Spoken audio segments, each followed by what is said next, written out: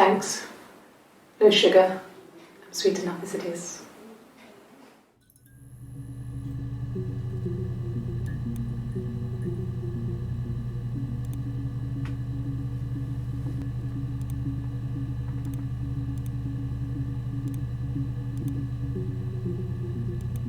My name is Hannah. H-A-N-N-A-H. It's palindrome. It reads the same backwards as forwards. It doesn't work if you mirror it though, it's not quite symmetrical, but well, I mean, you get the idea. Sorry. Hannah Smith, I live at 31 Gladstone Street.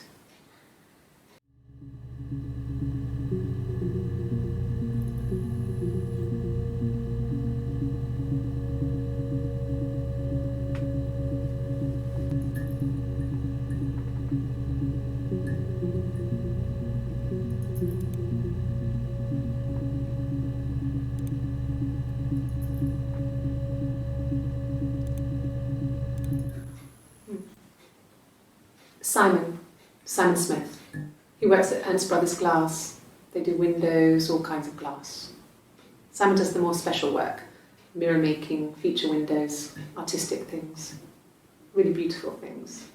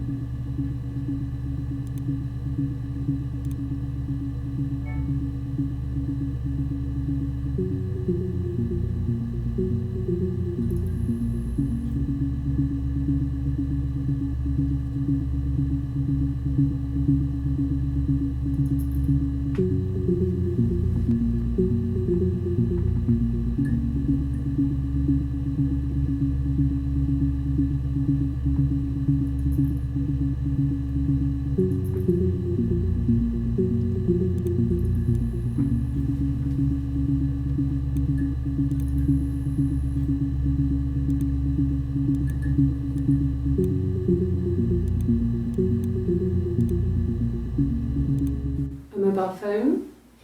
Yeah. Well, they have one for the glaziers, but it's only for work. I can't remember the number. Oh, it's in the kitchen. I saw it plugged into its charging cradle.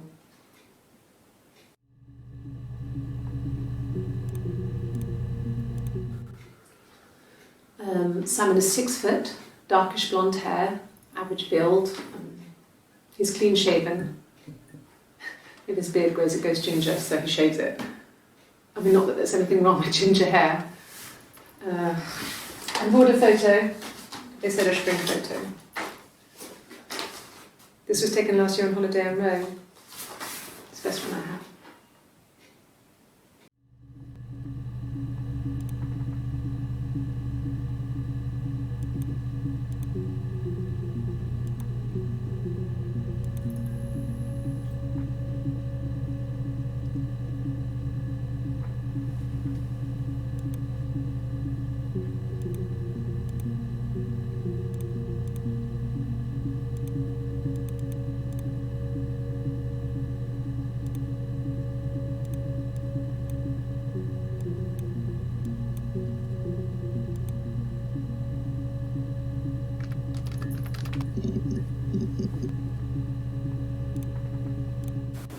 You think it's murder? I mean, clearly it's murder. What can I do to help?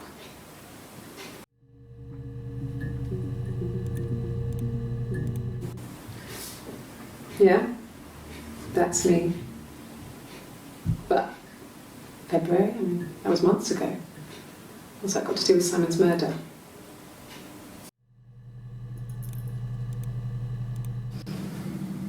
I didn't murder Simon. You've got it wrong. You've got the wrong person.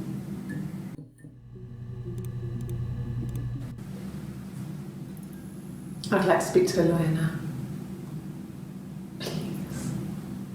You have no murder weapon. You have nothing. And all these stories we've been telling each other, just that. Stories.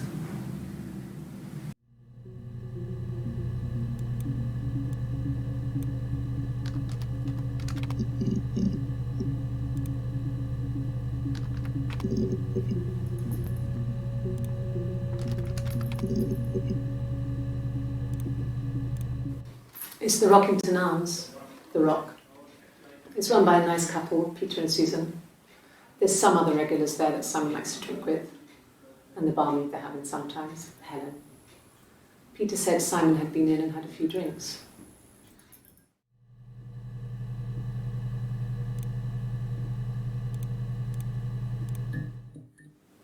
Yes, there's an Amstrad one. No one uses it for very much. There's a printer so you can write letters on it. Simon sometimes plays games, you know, climb the tower, save the princess, that kind of thing.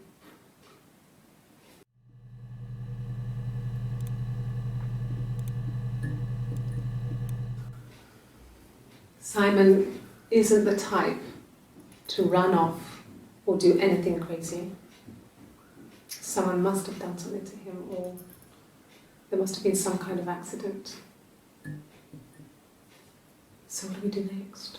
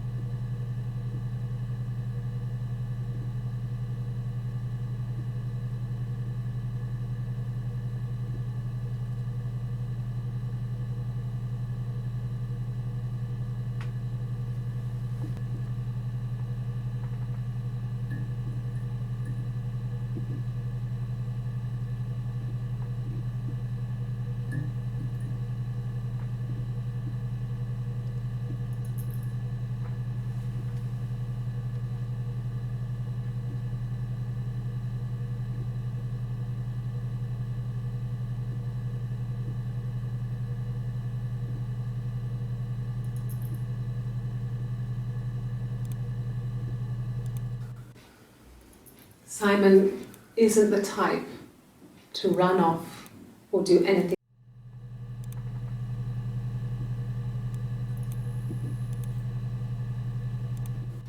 It's the Rockington Arms, The Rock.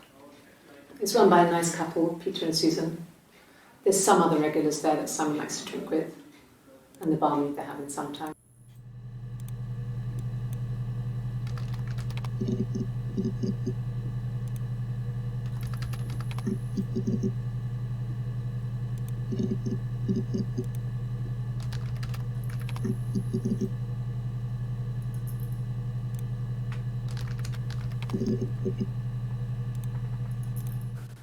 There's married couple stuff, a stupid argument, nothing specific.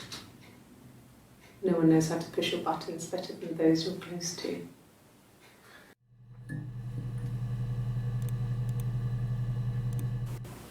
Okay. I parked up in the street. It was busy, so I had to park down the end of the road. Walked up, knocked on the door, no answer. I took my keys out of my bag and unlocked the door. The main lock was unlocked. You can tell because the key doesn't turn when you try to turn it to the left. I walked in, Simon's coat wasn't on the peg, I couldn't see his shoes in the shoe rack. I shouted out. I walked straight into the kitchen because he usually sits in there to have a cup of tea and read his paper, but he wasn't there. I touched the kettle, it was cold. I looked quickly in the living room, nothing. So I walked upstairs to the bedroom and he wasn't there. I didn't search for him because it was pretty clear he wasn't there. I had a shower. The phone rang whilst I was in the shower. I didn't answer it. I think it was Eric. Then I was just exhausted. So I lay down on the bed and I fell asleep, though I didn't mean to. I woke up a couple of hours later and I was surprised to see no one in the bed next to me. And then I remembered where I was and what had happened. That's when Eric called again. This time I spoke to him. Then I called Doug and Eleanor. And then I decided to come and see you. That enough?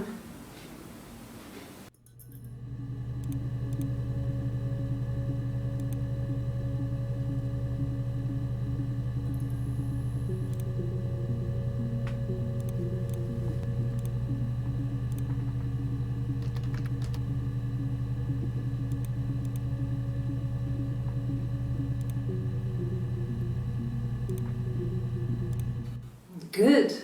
Happy. I mean, ups and downs like any couple, I guess, but we've been married for over 10 years.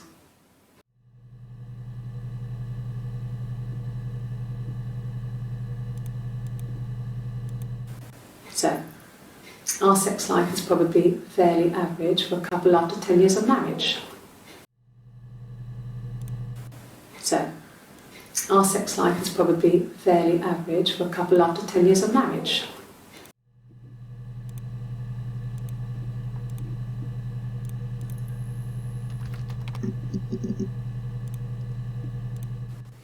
He was wearing a shirt, with a blue turtleneck shirt and jeans.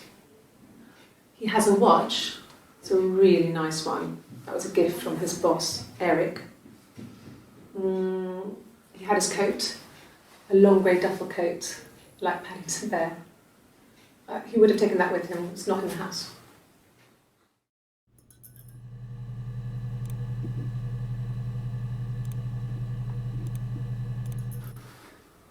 So, it was Friday evening, we had an argument, he left. On Saturday he didn't come back, I waited all day. He was supposed to go help Eric out with something on the Saturday afternoon, they had a job, he didn't show. So Eric was ringing on the phone. I checked at the Rock, that's our local. They said they'd seen him on the Friday night but not since. He still wasn't back this morning, it just isn't like him at all. Still not back by dinner time. It's getting dark again, so I decided to come see you. His parents haven't heard anything either.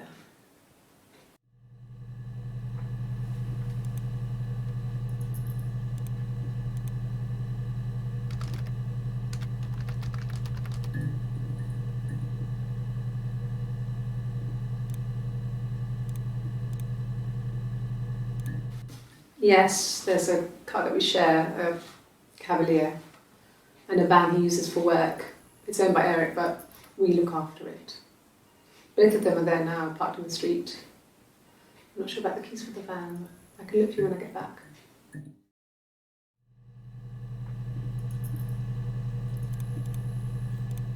Yes, that would be in his wallet. It's a Visa, a silver one. He doesn't like to spend money he doesn't have, so he usually pays with cash, but Eric convinced him to get one.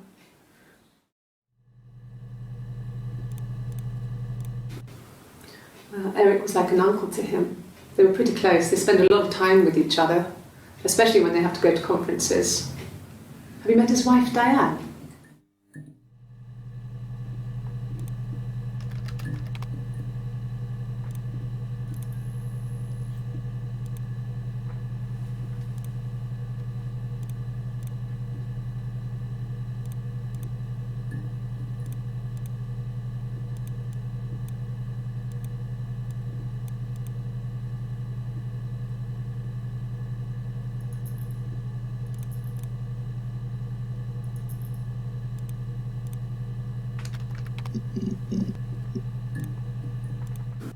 Yeah, when I was at school. I worked part-time in the front shop. It was sort of an extended family thing. My dad used to work there, my mum worked there before I was born. I took care of paperwork, filing, typing out invoices, that kind of thing. It was a good job for a girl back then. I didn't work a till or anything though. I was quite shy, so I wouldn't have liked to have worked a till.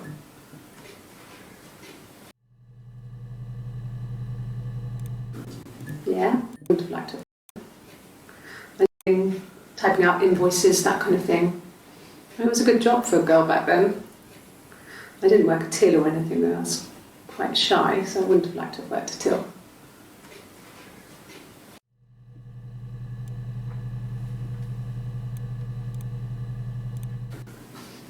I got a job to contribute, you know. Doug knew someone and I got a job as a dinner lady at the primary school. They said it didn't matter if I could cook or not, just don't poison the kids. So you see, it's always been complicated between me and Simon. It's never just been the two of us, there's always been pressure.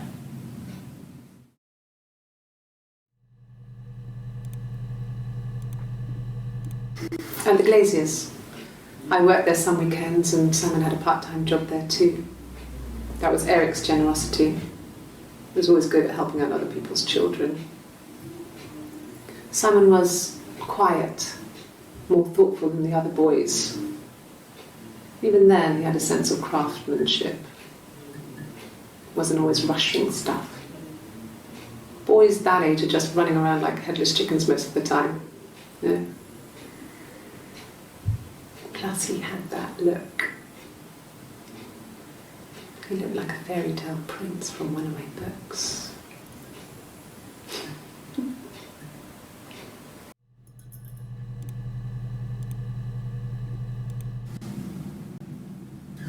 Hannah had a miscarriage. This was late in the pregnancy and it left her infertile. Hannah had a miscarriage. This was late in the pregnancy and it left her infertile. Felt like the universe had corrected its course. We were aligned again. But Hannah and Simon were still living with his parents. They were married. Simon had a job at the Glaziers now. Eric had given him a full-time position after he left school. And then...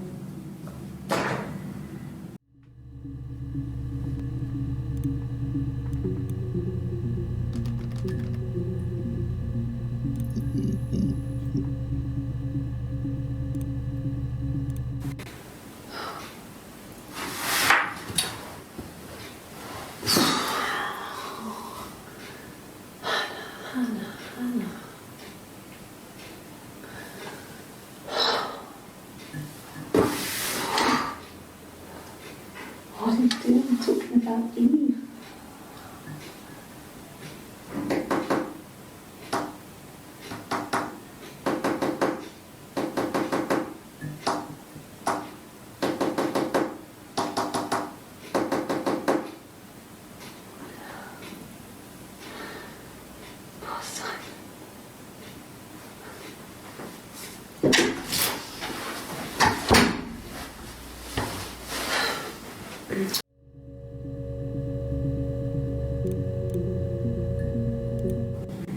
Yes, my name is Hannah Smith.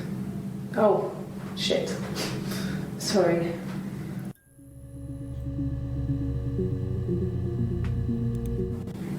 Yes, my name is Hannah Smith. Oh, shit. Sorry.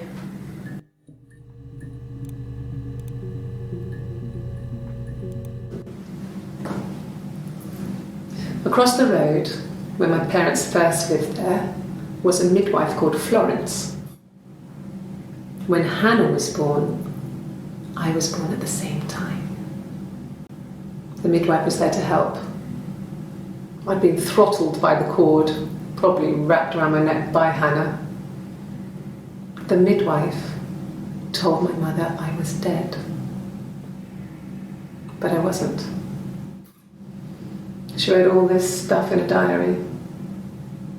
Amazing what people will admit to on paper.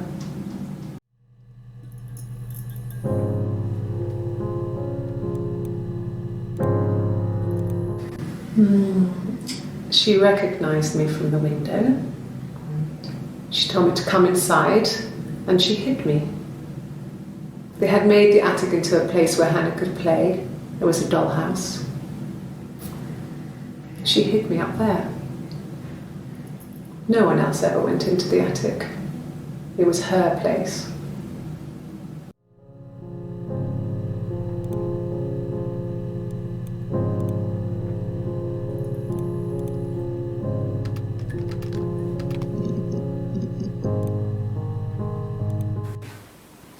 I got pregnant. Both our parents had a big powwow. We weren't even in the room, and they decided we should get married.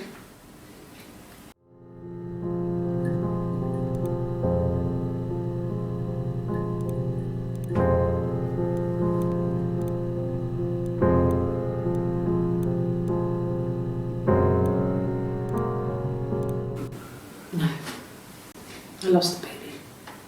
I had a miscarriage at 8 months. We carried on living at Simon's parents until, well, it was only a few months after.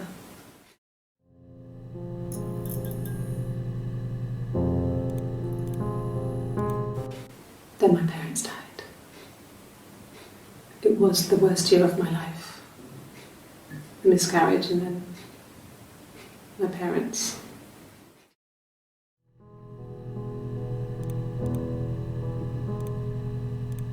Yes, I inherited it from my parents, so it made sense to move back, me and Simon.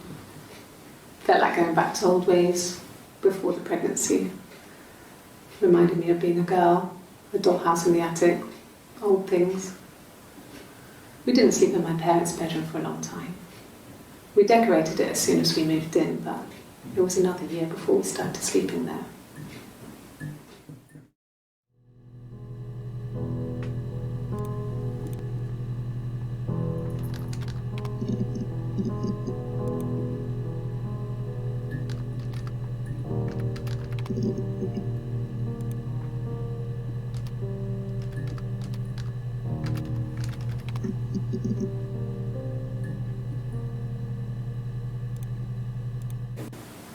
Yes, I'm fine. I won't be sick again. This happens some days. I'm pregnant. It's morning sickness.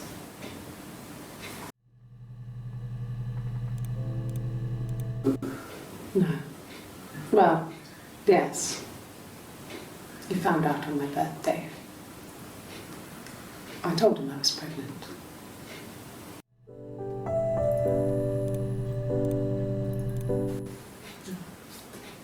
It's Rapunzel.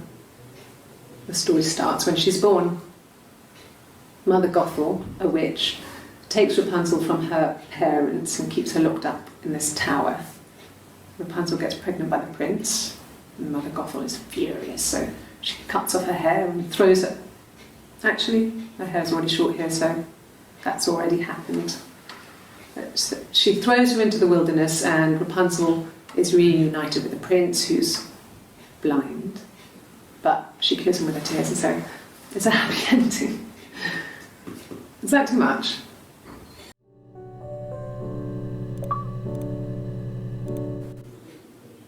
When I arrived in Glasgow, I was exhausted.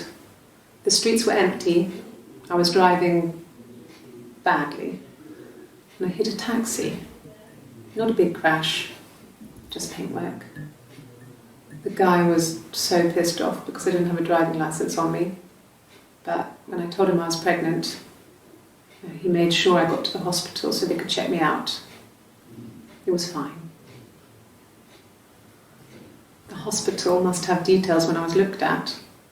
There's a scratch on the car.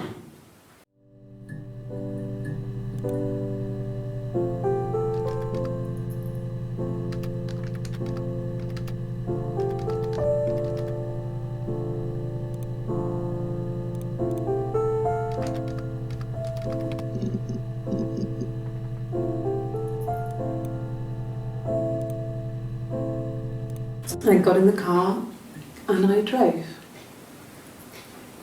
I just kept driving north. Just kept going, just wanted to get as far away as I could. When I finally stopped, I was all the way up in Glasgow. I was so tired. I just had to sleep.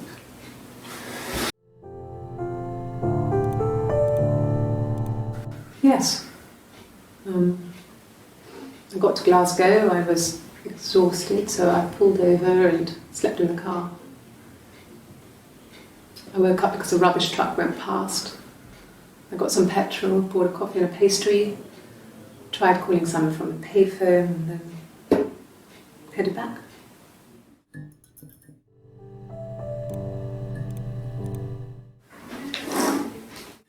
Yeah, that's Simon's watch. It was a gift from Eric. He got it this year. It was a wedding anniversary gift. Steel. It would have been Diane who chose it. She has really nice taste.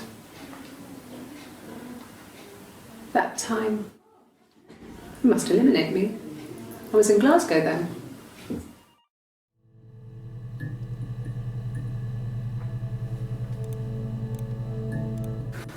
No, I don't think so. Glasgow was deserted that early in the morning. No, I don't think so. Glasgow was deserted that early in the morning.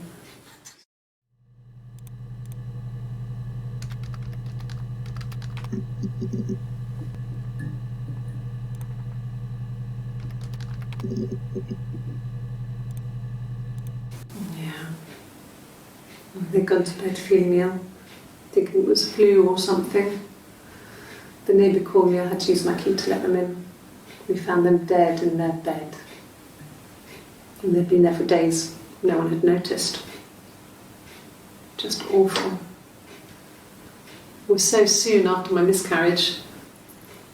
The worst year of my life. I'd been so happy to get married, and after that it was just like, fuck.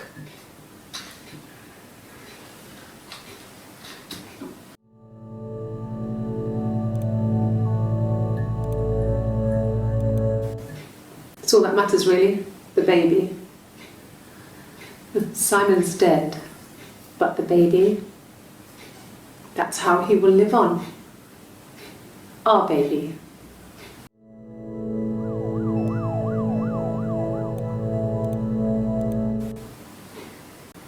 You're reaching here. Oh, I don't know why. No, I've never cheated on anyone. I've never taken anything from anyone. Simon is dead. But I have my baby to care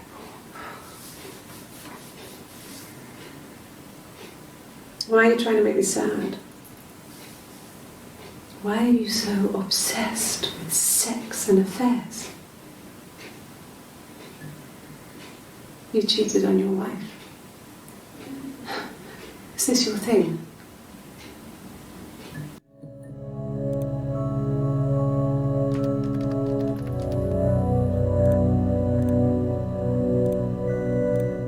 It was supposed to be a secret.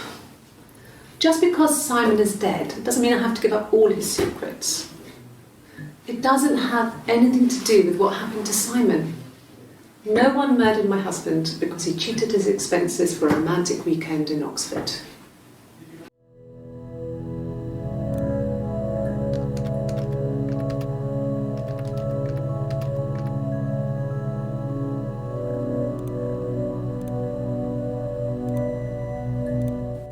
Rehearsed? You ask me the same question, you'll get the same answer. Is that your evidence? Of course I thought about what happened then. It's all I've thought about. My husband is dead.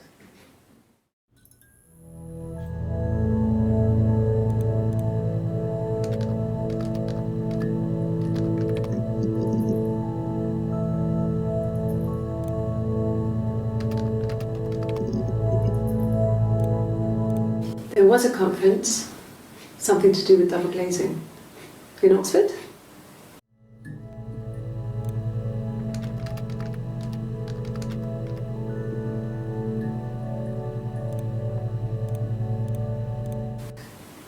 Are you sure? What would he be doing in Oxford if there was no conference? I remember calling him. He said it was boring and he spent most of the time at the bar.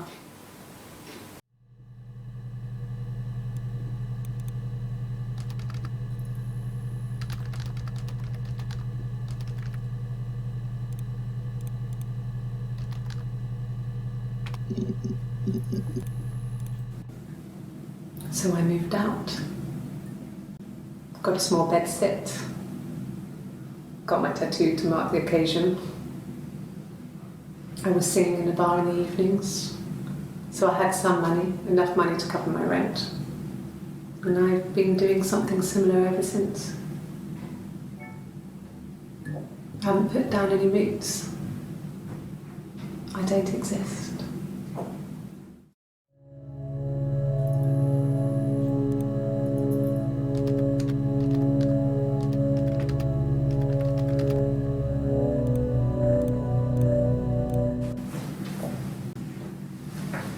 He saw me singing one of my shows, pure chance. Not sure I remember what he was even doing there. Afterwards, I had a drink at the bar and he came over and we got talking. I knew who he was. Obviously I knew who he was, but he didn't know who I was. He was fascinated by the likeness. Guessed my name from my tattoo. Told me it was a palindrome, like that would impress me. I enjoyed talking to him. It was amazing to be able to sit and interact and talk to him after all this time. He didn't tell me he was married. I'm not sure what he was thinking. He later told me it was like he was dreaming. A waking dream.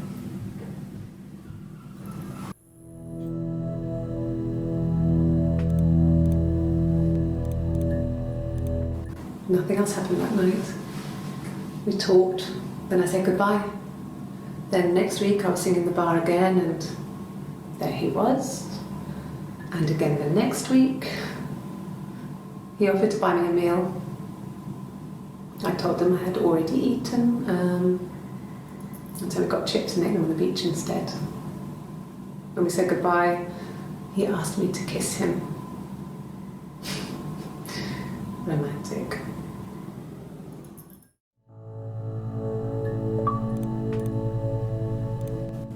No. I told her it was one of my boyfriends, someone I had met in the bar. I think she was happy. But I could tell she was thinking, why couldn't it happen to her and Simon? They were the ones with the real life. Why not them?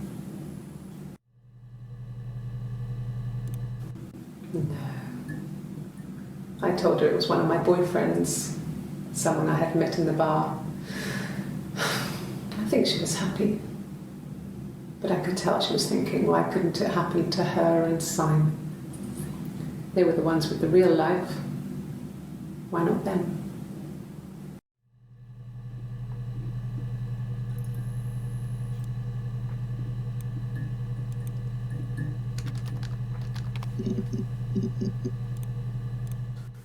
No, he doesn't have any tattoos. He has a scar down here near his stomach, past his hip. Cut himself with some glass. That was before, a long time ago. He looks just like the photo. He's not got his glasses on here though. He takes them off for the camera.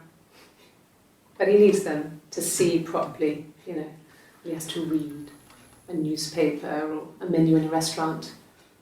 Not book so much, or watching TV. He likes TV.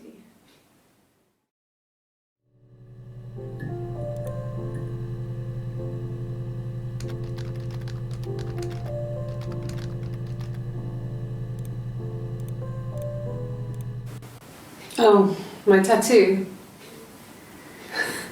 I got it to express my individuality. It's an apple and a snake.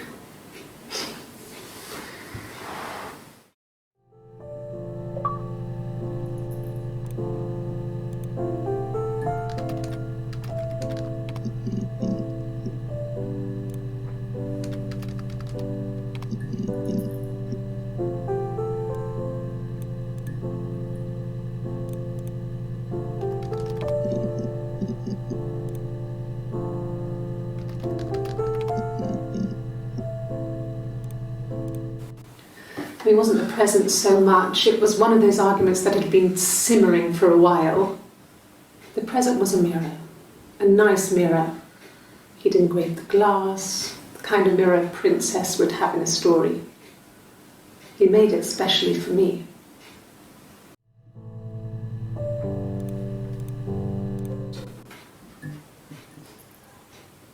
His body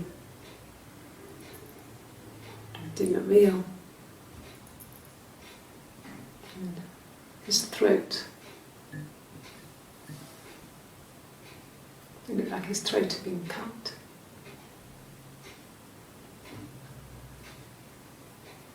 And I didn't see his glasses. He has these thick glasses.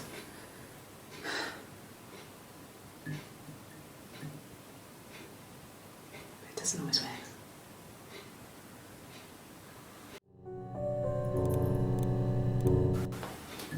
Look, on his clothes, that would make sense. He made it by hand. I mean, he brushes the silver onto the glass. It's not how they make mirrors these days. I mean, he made the mirror and he gave it to me.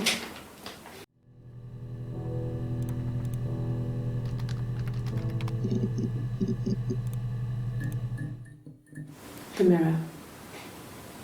I can't remember. I put it somewhere safe. Upstairs, I think. I haven't looked at it since.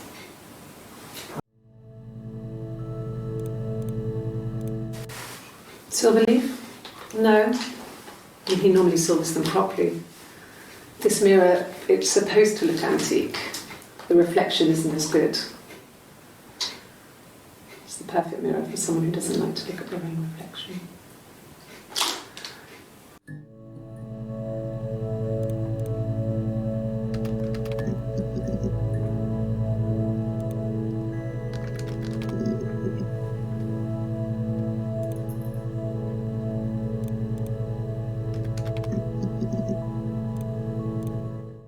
Yes, I read a lot as a child and watched lots of TV. Then the doll's house we had, we still have in the attic.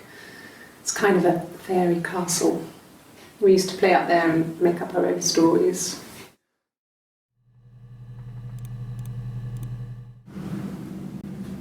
Mother wanted me to grow my hair long, but I kept cutting it myself.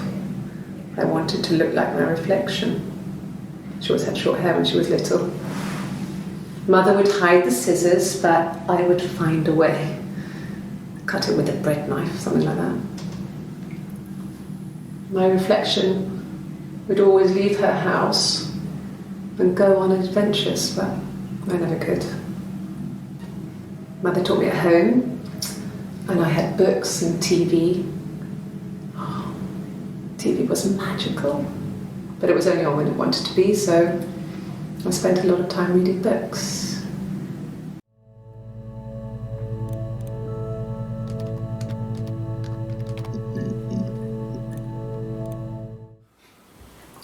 Sorry. The picture, the way it's drawn, just reminded me of the books we used to read as children. I read those fairy tales over and over, and they were so real to me. Rapunzel was my favourite. My brain is just full of it. Are any of these in colour?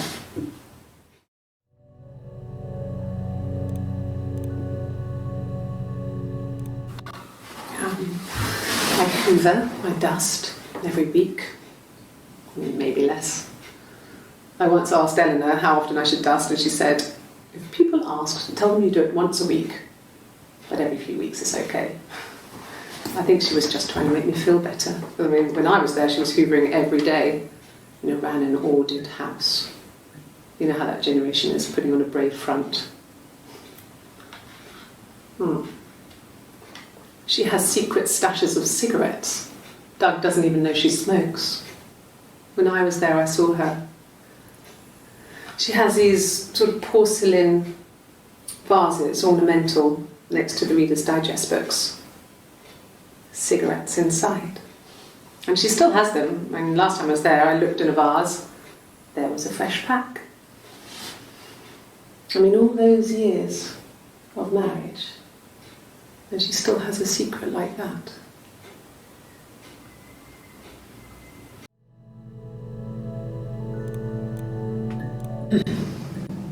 Yes. The first time we saw each other, it was strange.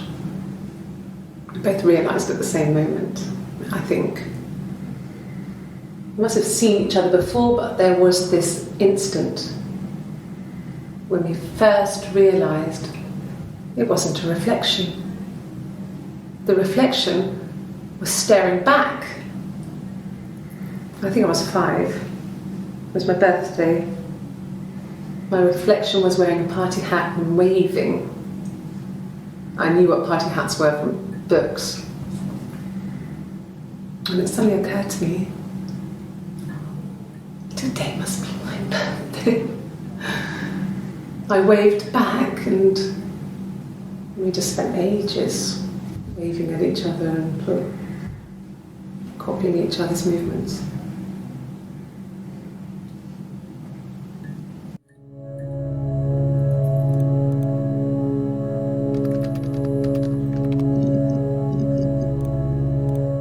Yes, that's my birthday.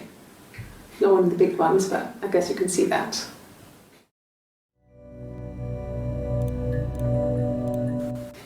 It was my birthday, like you said. We were going to have a meal at home. We had our meal. He gave me his present. I guess I didn't like the present.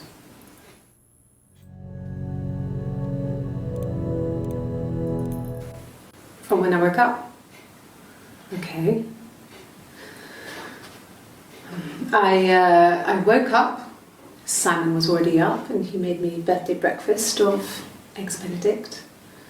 We both had to go to work, so we saved presents till later. I got to work, had some birthday cake, children sang me happy birthday, then I came home. The birthday meal was a takeaway, children sang me happy birthday, then I came home. The birthday meal was a takeaway, and Simon gave me his present, which I didn't mind. And after that, we talked about the baby. It turned into a big argument. Simon left. I was furious. I wanted to get as far away as I could and get some space to think. So I left.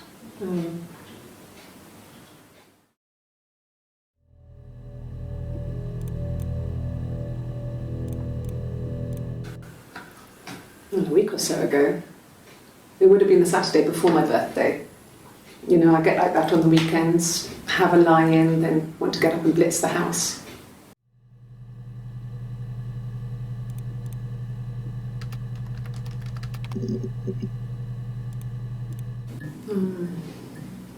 About 8 years back, it was a present to myself. I shouldn't even be drinking coffee with the baby. It's been hard trying to give it up. I think they say you can have 1 cup. I think they say you can have 1 cup.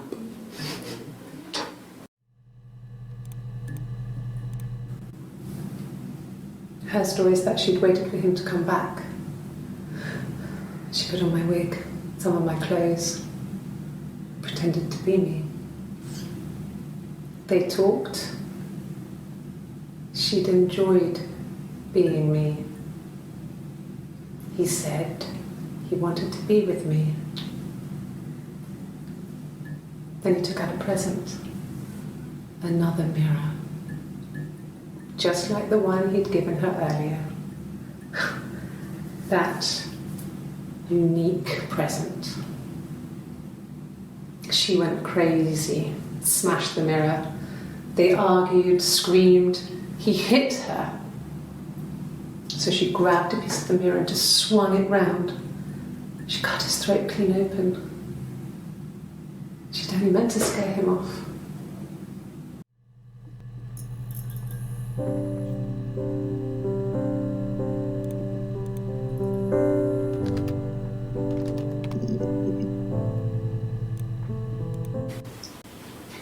Okay, you got me. I'll confess. We were there. It was a dirty weekend. Simon was going to expense it, pretend it was a business trip. I used a made-up name. We stayed at the hotel, had room service, didn't leave the room, had a great view of the river, and you could hear the church bells. Like you said, it was very romantic.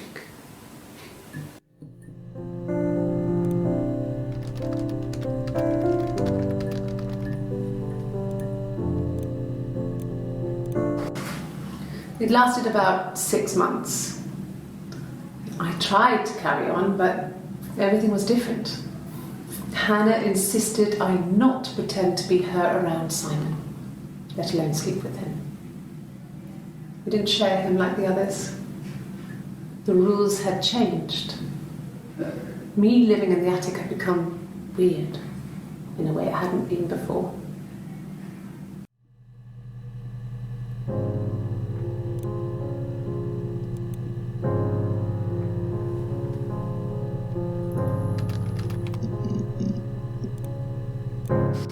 We spent the wedding night in a hotel in Brighton.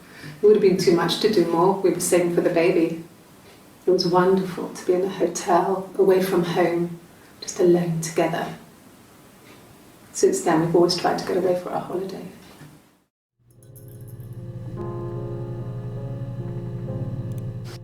We spent the wedding night in a hotel in Brighton. It would have been too much to do more. We were saving for the baby. It was wonderful to be in a hotel, away from home, just alone together. Since then, we've always tried to get away for our holiday.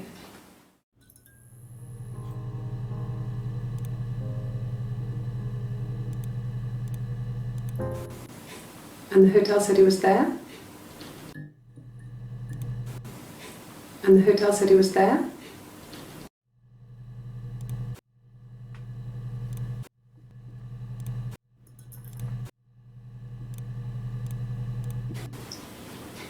Okay, you got me.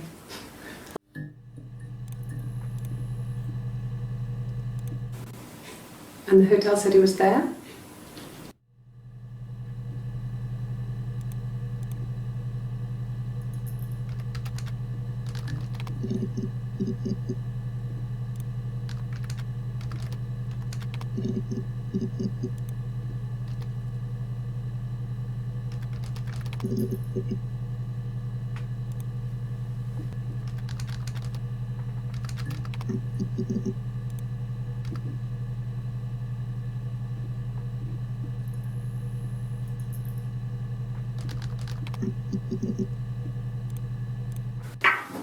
Let me see. Yes. I drove in here because I remember, well, I went over the river. And then there was a church there. Yeah. And I probably parked, well, I remember seeing a street sign called Princess Street. Yeah, there it is. Yeah, so I'm pretty sure it must be this one. There.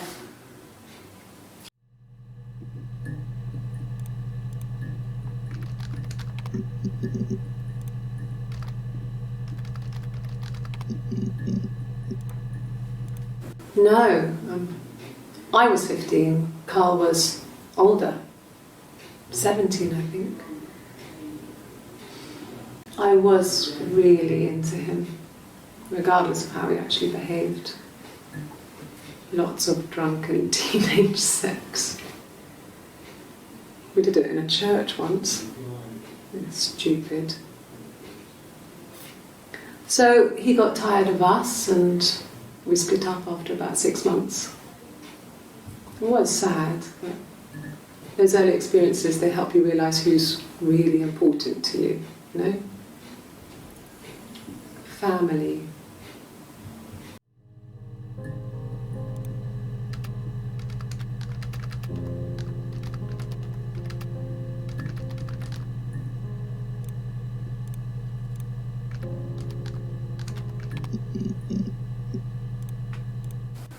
Really?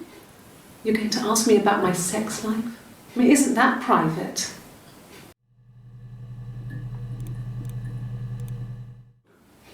Are you married?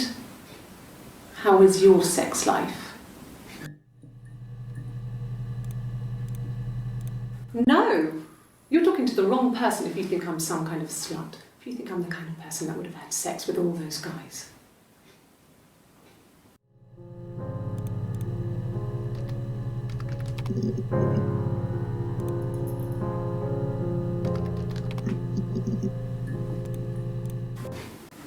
Simon was very moral about that sort of thing. He wouldn't just walk out there and sleep with anyone. He wasn't that kind of guy. He took his marriage very seriously. Simon was...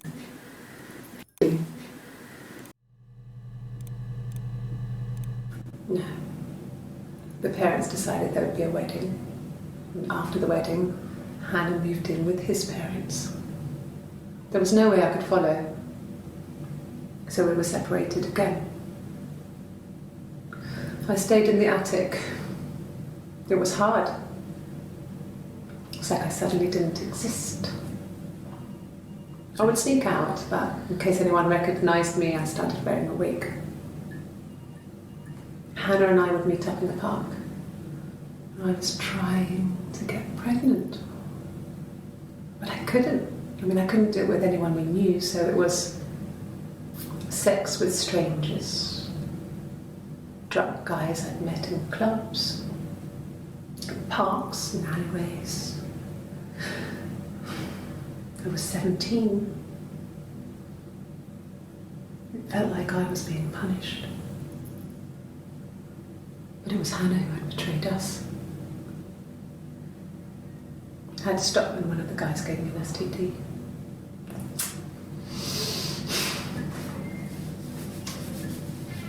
When we met up, it was disturbing. For the first time, my reflection, she didn't look like me. She was fatter, flushed. If anything, I was getting skinnier. I found it hard to look sometimes. We talked about what to do. Was it time to become our own people? I mean, that seemed like the right thing to do, but neither of us wanted it. We agreed that her and Simon would get their own place as soon as possible, and then I could move in. And that was the plan.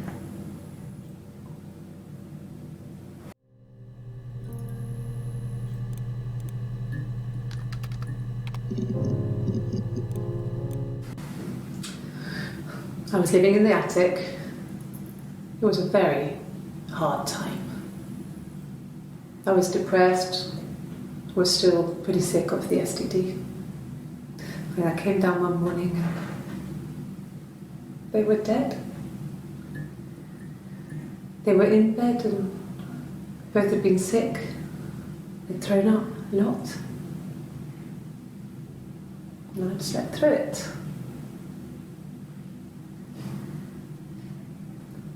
The police said it was the mushrooms they ate. Dad was a mushroom expert. I mean, he used to take us picking with him and he taught us how to recognise them. And there's no way he would have picked death caps.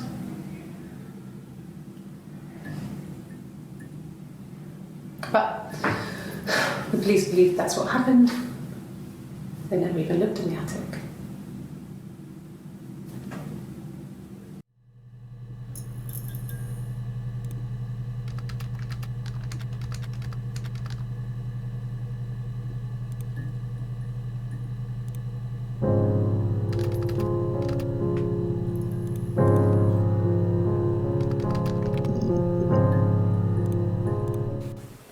Could the hairs have come from somewhere else?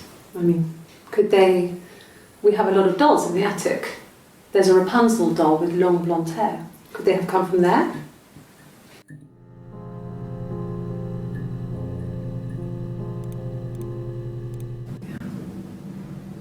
I'm not sure where the dollhouse came from. I don't know if it was given to them or they inherited it. I mean, they wouldn't have had the money to buy it. It was so huge.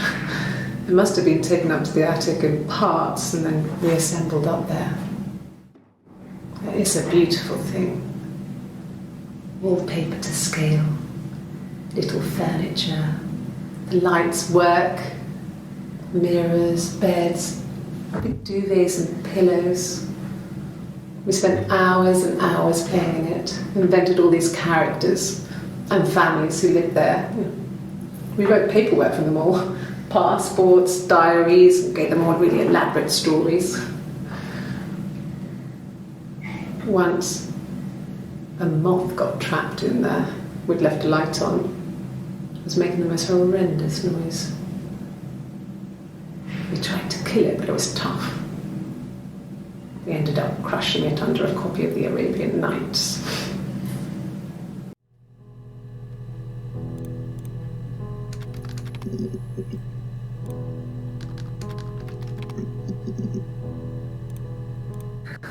We loved our cat, Domino. He had this little bell around his neck to stop him from killing birds in the garden. And we used to write each other notes and put them in the bell, and we could send them to each other. Mum found some of the notes once, and she thought I was just writing to myself because our handwriting was identical. And we had our own words for things, so she didn't quite understand them anyway.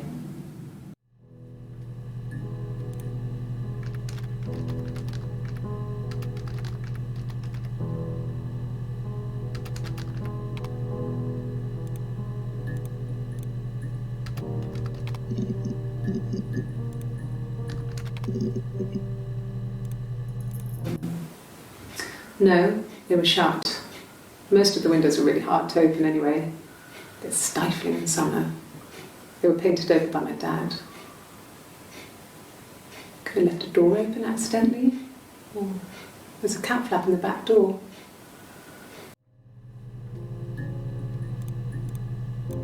No cat. My parents had a cat before they died called Domino. It was this little black thing with white dots. And we never did anything about the cat flap, but if you were thin, you could maybe squeeze through it.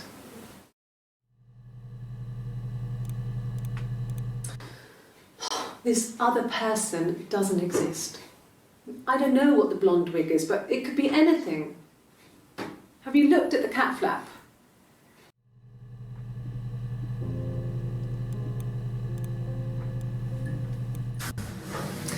When we weren't together, we'd send secret messages by tapping out a code that we'd learned from a book, the knock code, something prisoners of war would use. We'd tap them out on radiator pipes or the attic floor.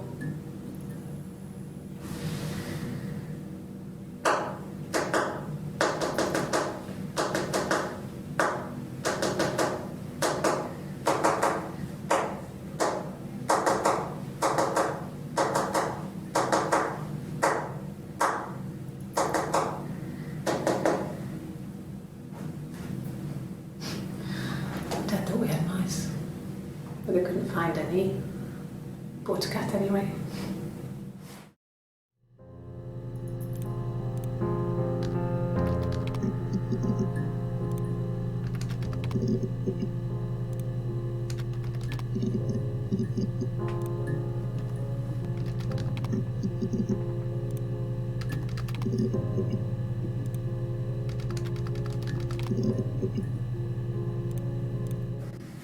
There were always princes and princesses.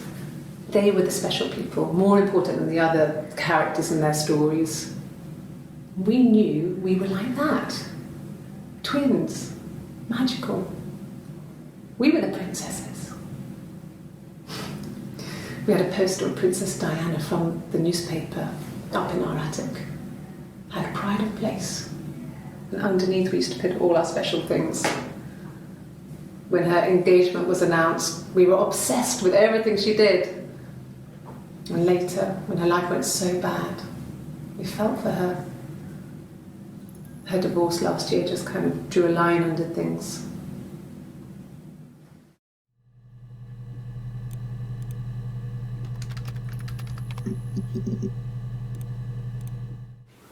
I don't know if anyone really changes. You just become more yourself. Simon was my prince, and that hasn't changed.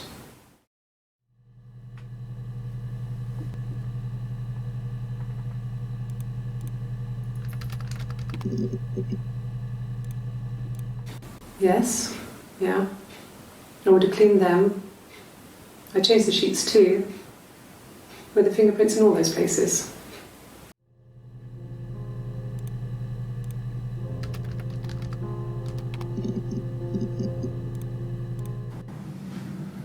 Florence took me home with her.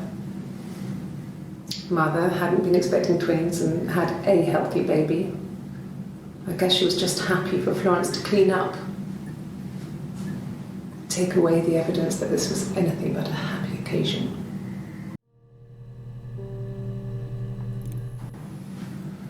Florence took me home with her. Happy occasion. Happy occasion. Anything but a happy occasion.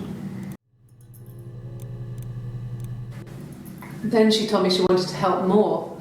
She said I should move in with her. She would come clean with Simon about me. I was family. I couldn't have a baby in a bedsit. I told her I didn't want to tell Simon. Told her to wait for the time being.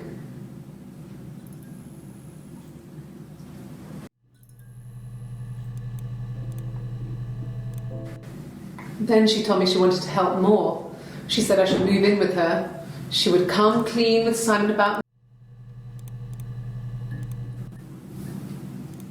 Screamed. He hit her. Florence got a happy occasion. Clean up.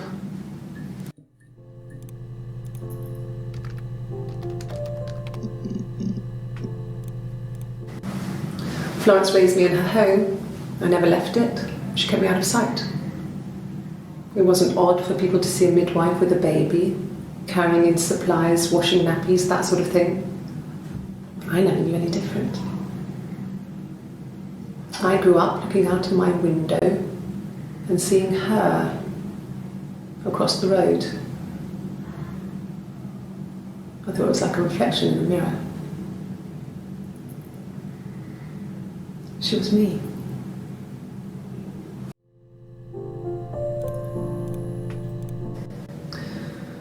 Florence was a warm, kind person.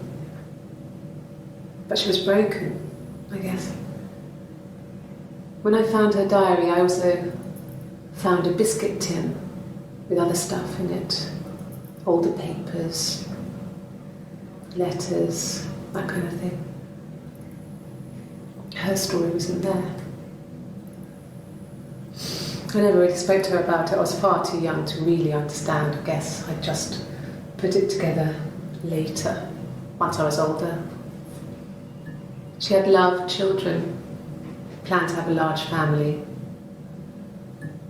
but her husband died in the war. And that was back when you married for life. She never felt like she could marry again. Isn't that strange? She was a widow from her 20s. But, I mean, I guess it was different then. You know, you married for life and she felt she could never marry again. I guess it was harder, a war widow. One of the dead. I don't know, maybe there was more to it than that. I don't really know.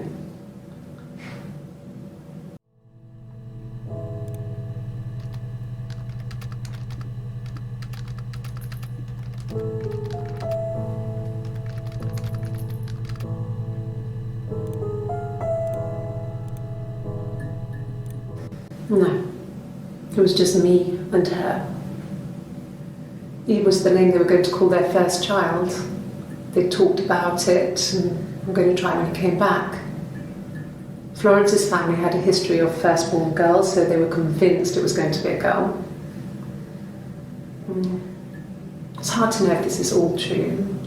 These are stories I remember, that I read when I was a child. Maybe I misread, maybe I misunderstood.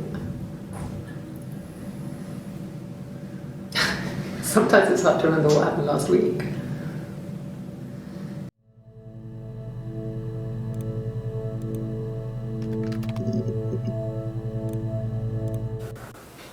Well, my friend Eve. I mean, she was a friend from when I was a kid, and she was always more popular with the boys, and I used to hate her for it. I mean, really hate her sometimes.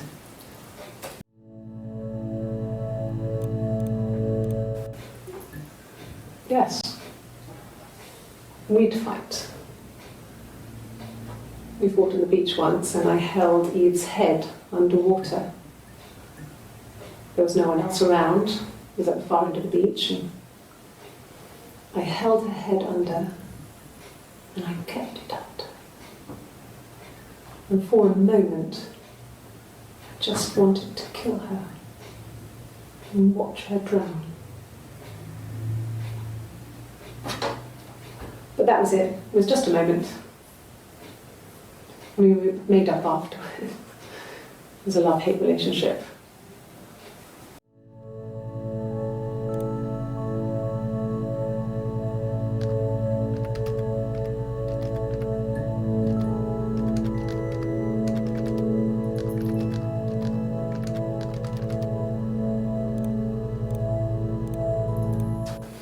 A police station. Yeah, when I was young, we ran away on my birthday. Bob Dylan was playing in London, and we thought we could break into his tour bus and have him take us with him. The taxi driver we paid to drop us off, I mean, we'd saved money, pinched a bit here and there to pay for the fare. He was suspicious because we were so young, so he told the police. So they came and picked us up and took me back to Portsmouth. My mum picked me up from the station, but I blamed everything on my friend Eve, so my parents let me off.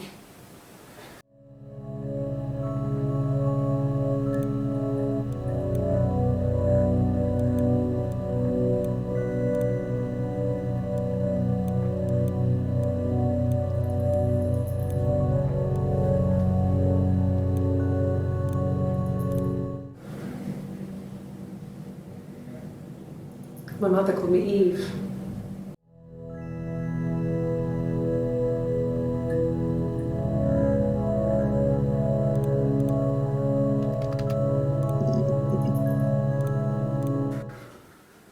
We couldn't afford our own place. Simon dropped out of school, went full-time at the Glaziers. That was Eric's generosity. We moved in with his mum and dad. They had a spare room for us and the baby, if it came. It was a nice change, time to myself, living there for those months, full of hope.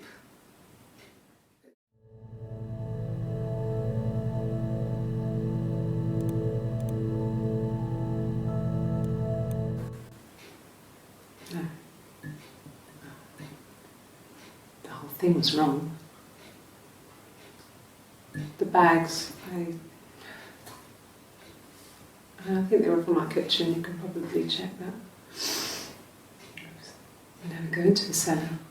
It's just a place we put things we don't need. Dad used to grow mushrooms there. The bags were taped up. I think it was parcel tape, but I think it was ours.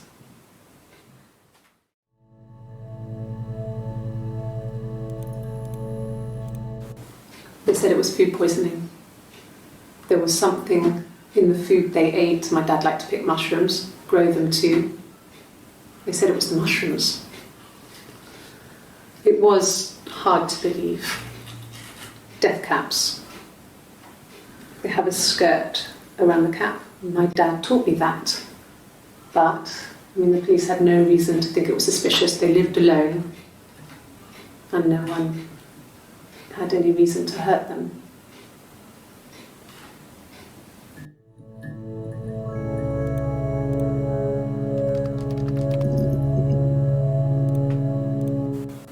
Okay. There's a girl, and she's staring out of the window. She's sad. She's trapped. She's here. She's looking out the window because her mother won't let her out.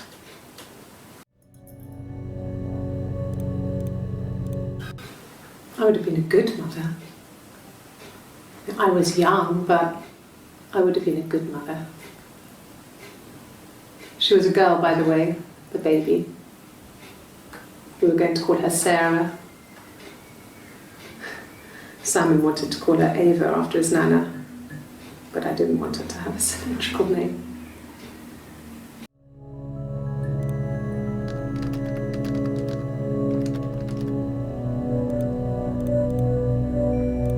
Well, she wasn't my real mother, but she raised me. Do you want to hear the story? It's a real-life fairy tale.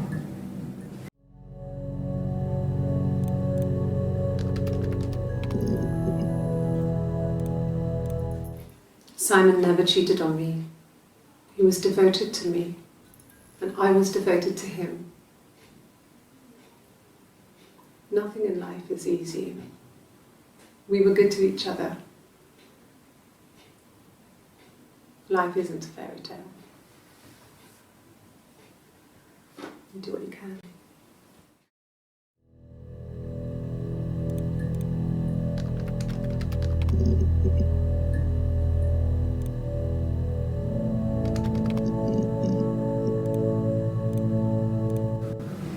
Fairy tales. Stories about lost princesses, evil witches, magical mirrors and lost children. So you see, even before I knew the truth, I'd found it in those stories.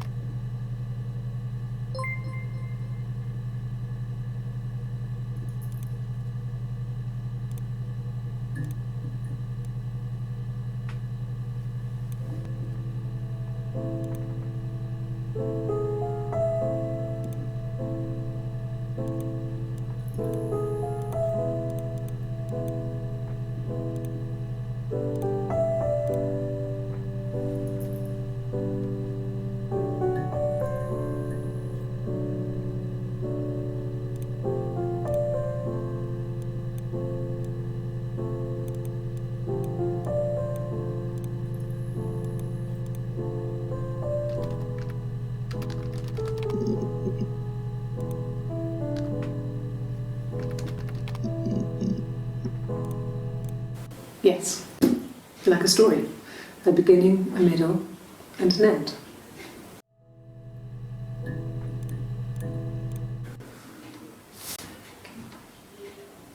Well, she has a knife. She's been cooking, I guess. She's been cooking him his favourite meal. She's his wife. And he's asleep and she doesn't want to wake him because he's ill. That's why she's sad. Because he's ill and he might die. It's kind of a sad story, so I'm not sure how it ends.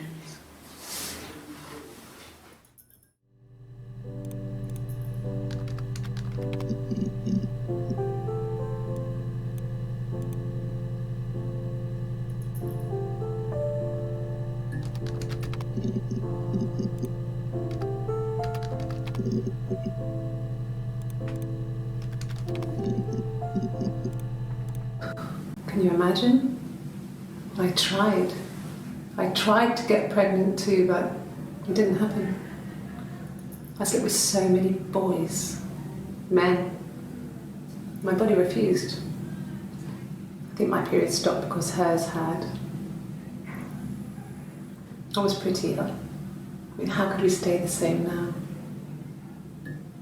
Felt like Hannah had really fucked things up. Set us down separate paths. We had become different.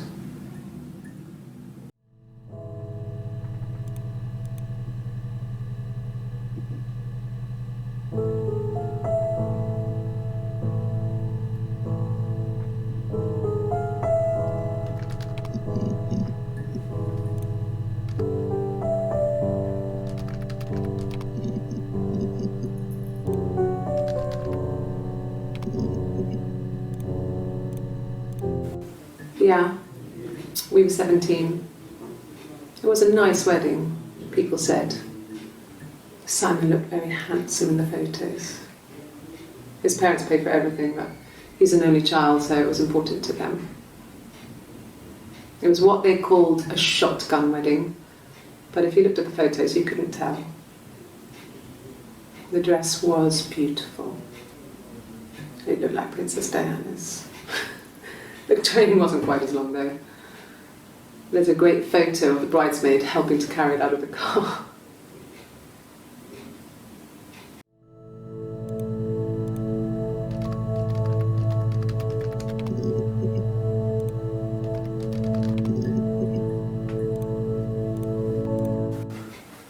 I guess you could call it that, but we were both happy to get married. It was a beautiful wedding. We had our first dance to Come Back and Stay. I'm not sure if that's a good wedding song, but I loved it. I chose it. I mean, it was genuinely our first dance. We'd never danced together before. It was probably awful to watch, but I enjoyed it. It felt like it was just me and Simon for that moment. Just the two of us.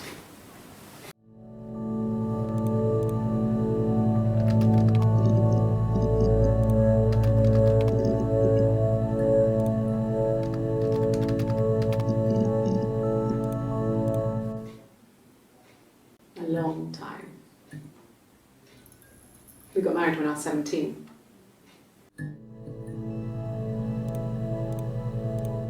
Childhood sweethearts. Something like that. Are you married, detective?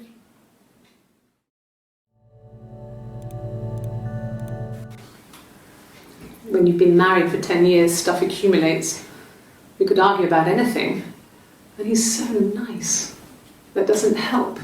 He tries to smooth things over, and that just makes it worse. We're both passive-aggressive, so we never normally argue directly about anything.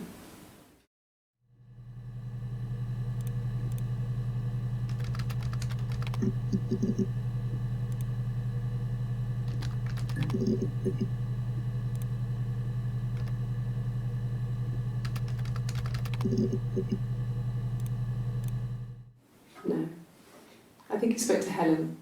She said he was upset about her argument, but I'm not sure what else he said. He likes Helen. He likes blondes.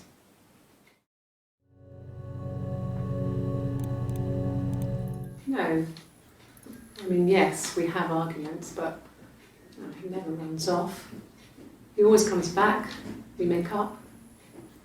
It's always that way.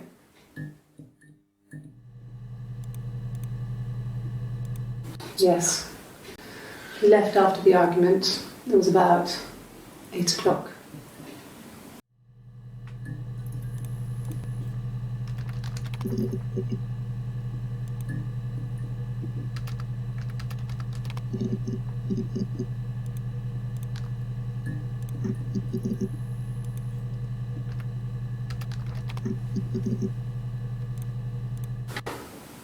What kind of hairs? What kind of hairs?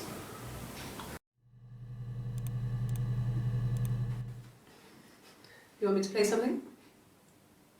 Well, I'm not the world's greatest guitar player. Okay? Probably needs tuning. No. had a traditional ballad. Should be right up your street.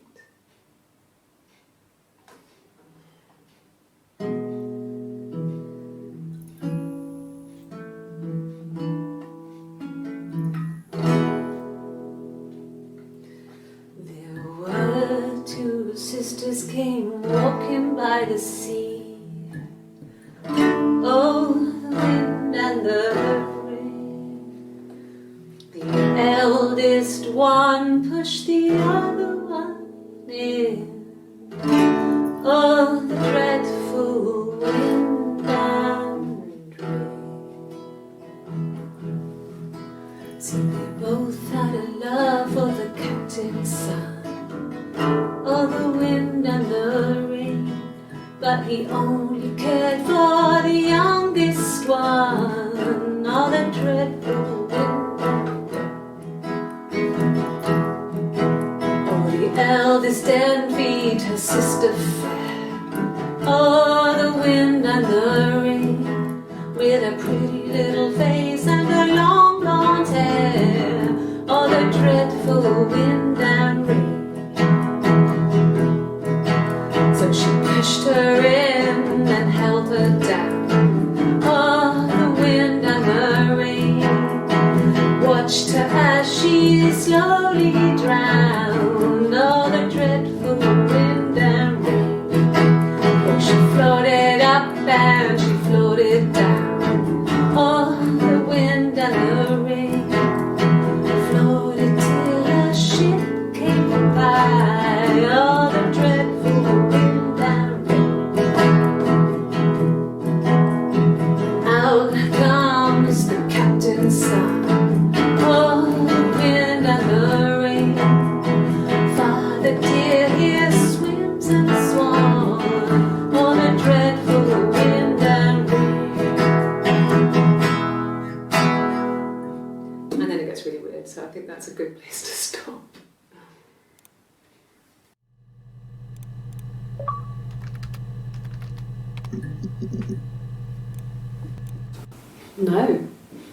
No, Simon didn't play guitar. He wasn't very musical. He liked to listen, but he was tone deaf. Yes. Yeah, it's my guitar.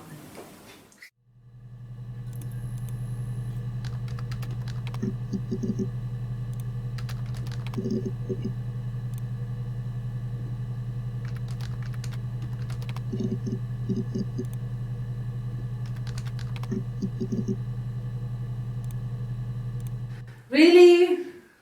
Okay. Here's the rest. They laid a body on the dock tonight. Oh, the wind and the rain. Till a fiddler with a fiddle came walking by. Oh, the dreadful wind and rain.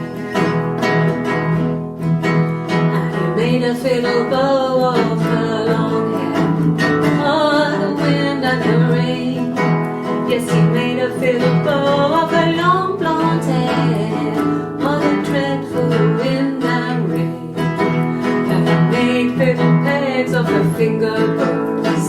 Oh, the wind and the rain. Yes, he made fiddle pegs from her finger bones. Oh, the dreadful wind and the rain.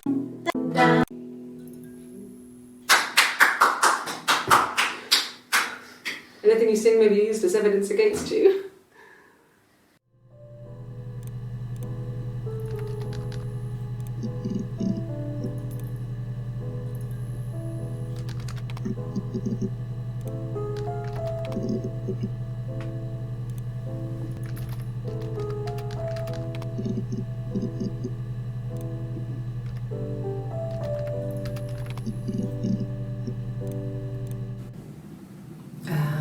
When she went home, Simon had a birthday tea waiting. Afterwards, she told Simon about me, told him I was pregnant. She wanted me to move in with them, this sister he didn't know she had. She knew that instant. Pregnant about me, told him I was pregnant. Went home. When she went home, Simon had a birthday tea waiting. Afterwards, she told Simon about me, told him I was pregnant. She wanted me to move in with them, this sister he didn't know she had. She knew that instant. The look on his face.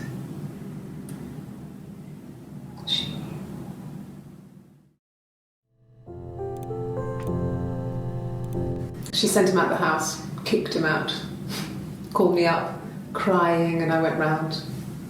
I guess I had a feeling I could hear something was wrong in her voice, but I wasn't sure what it was. She called me sister on the phone. She never calls me that.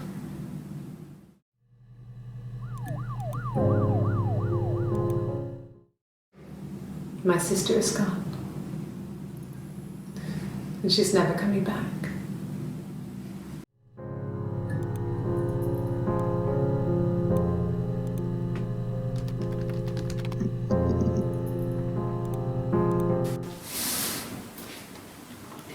She's crying, I guess.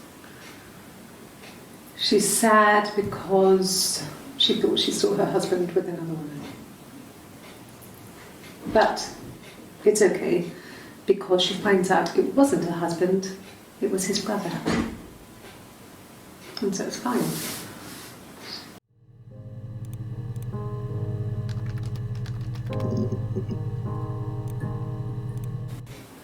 I haven't been into work. I guess I've just been waiting, ready to hear from you, hear from my husband.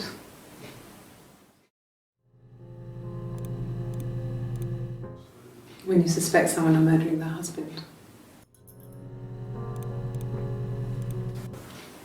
I thought it maybe sound suspicious. It's not a normal thing to do, to drive to the other end of the country. I wanted to keep it simple. I knew it was stupid not to tell you everything. Saying I spent the night in Glasgow when my husband went missing, I thought it would, distract you from what was important. It's different now. Now he's...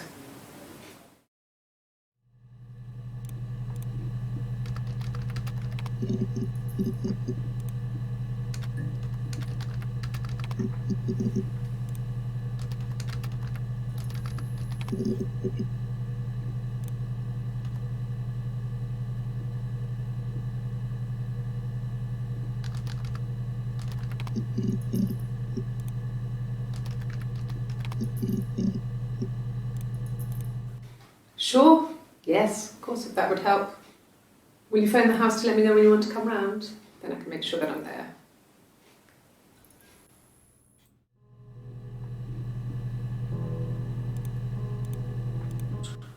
He has a wallet, a huge, silly thing, leather, real leather, I think. He packs it full of stuff, business cards, receipts, lottery tickets. He always carries it in his back pocket. I think that's why he's got a bad back. He sets the discs. I haven't seen it, so he must have it on him.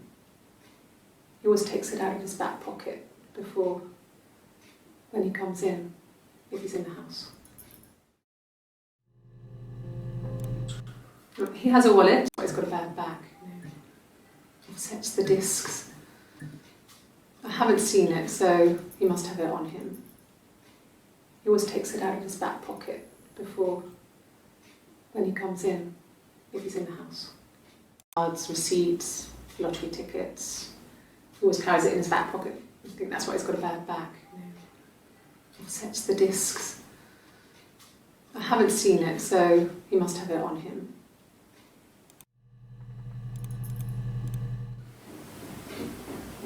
I wasn't in the house.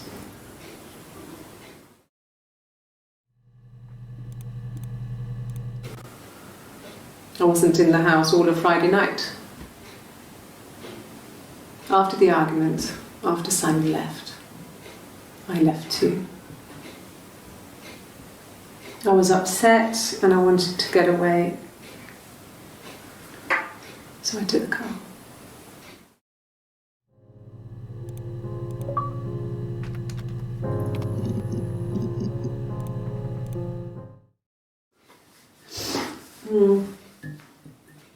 I left the next day, Saturday. I slept for a few hours in the car. When I woke up, I came straight back. Simon wasn't returning my calls and I wanted to try and make up. I got back to the house and Simon wasn't there. And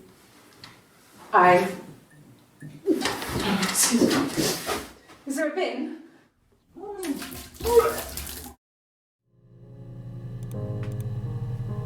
Yeah, I pulled over and slept in the car. This was just by the side of the road. I was exhausted.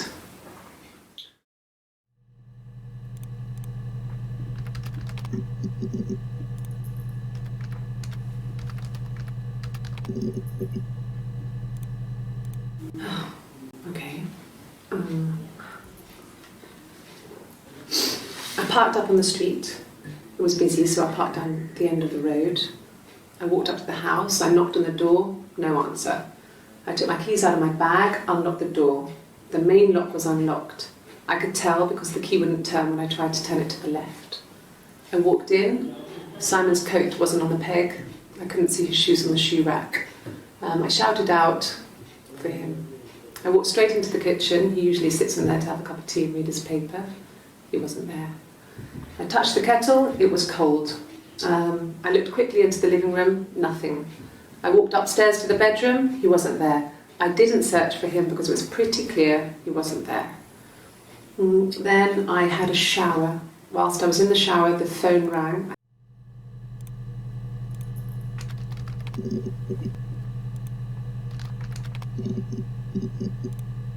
Yes, I always pull it shut and then lock the bigger lock with the key. Yes, I always pull it shut and then lock the bigger lock with the key. No, I don't think it was. I turned the key but it was already unlocked.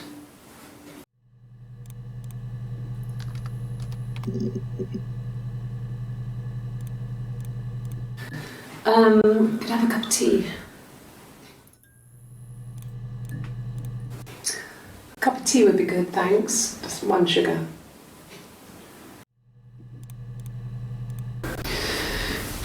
Maybe a fresh cup of tea?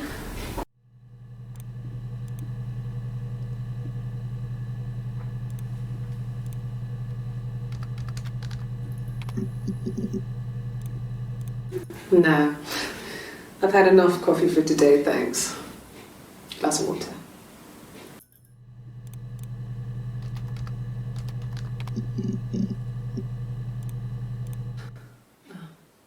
Coffee, I guess.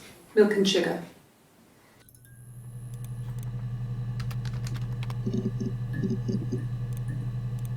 No, not drugs. I mean, he drinks, but never very much. He goes to the pub and has 1 or 2. Sometimes we go together. He drinks wine with food, but no, he doesn't have any kind of drinking problem.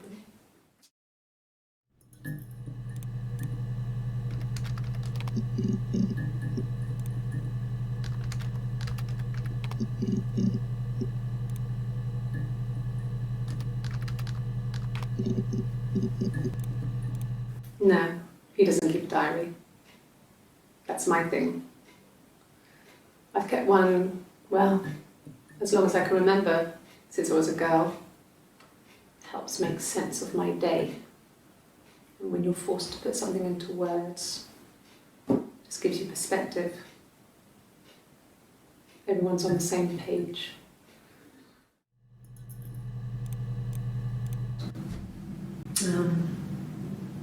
When I was 8, Mother died. She slipped down the stairs. It was an accident.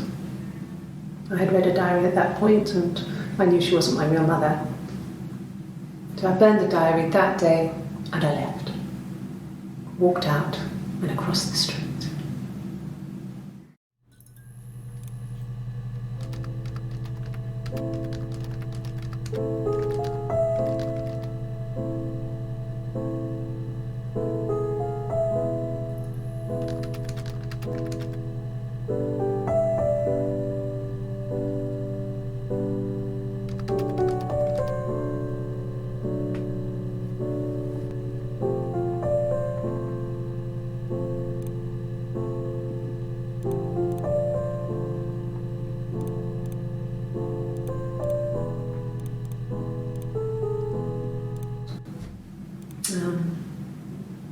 When I was 8, Mother died.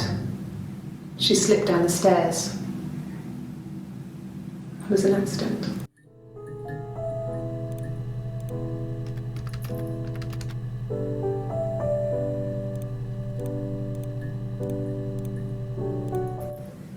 It just became our way of life. We would swap places and take it in turns to do things.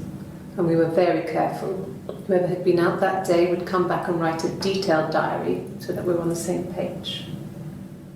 We had a list of rules that said what we could and couldn't do in any given situation. It was exhaustive. We lived a second life through those rules. Rules for things that could only ever happen inside our imaginations.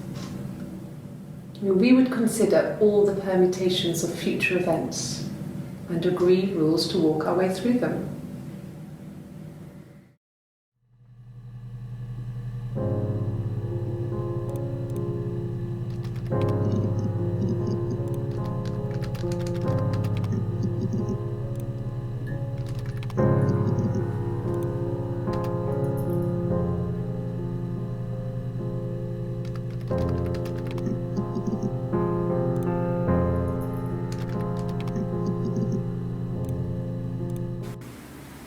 Yeah. 1984 was an awful year in the end. We were living at Doug and Eleanor's. I lost the baby at the end of spring and my parents died in the summer. It was a hot summer, a heat wave. So when they discovered the bodies, it was just awful.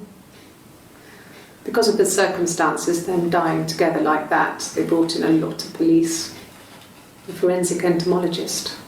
I had to look that up. It was because of the heat. It's just awful.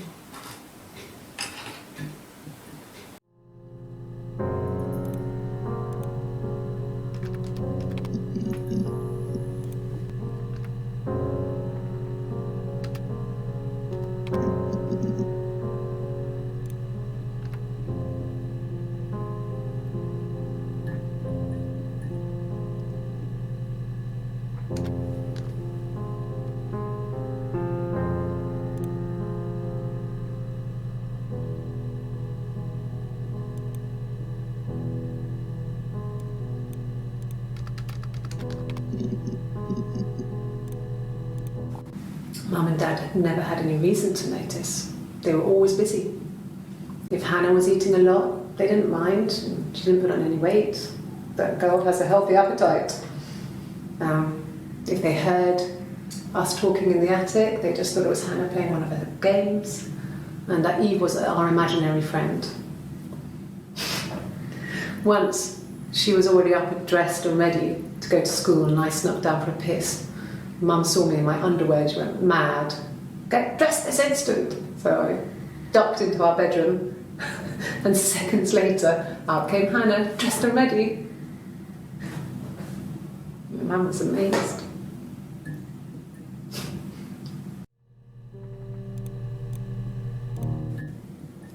Mum and Dad never knew what was going on. We got so good at it. We were so in sync that we'd use each other to cheat. If one of us had a hangover, the other one would go to school. Whoever was best at a subject would sit the exam. There were lots of differences between us. Some things one is better than the other at.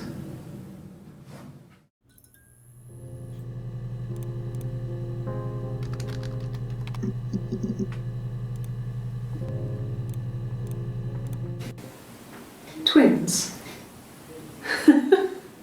Really? Are you really asking me that question?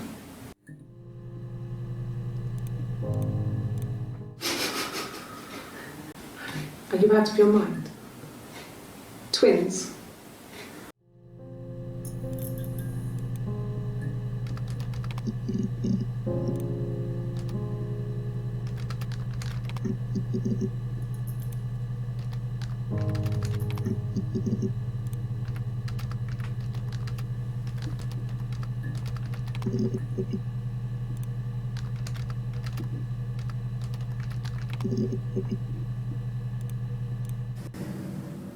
If one of us got hurt, the other one would have to be hurt too. A grazed knee, a bruise. When I lost my tooth first, we had to pull our harness to match. Once, I slept with a boy who was seeing another girl. The girlfriend came up to Hannah the next day and punched her in the face, gave her a huge black eye. That night, she had to do the same to me. And she almost went too far. I couldn't see out of that eye for days. She snuck a frozen piece up for me from the kitchen.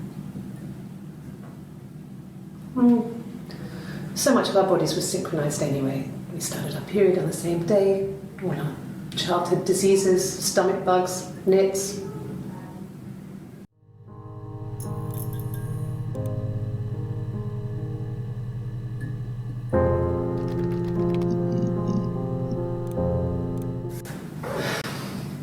I think it was that time, the first time at the house, in his bed, that I got pregnant.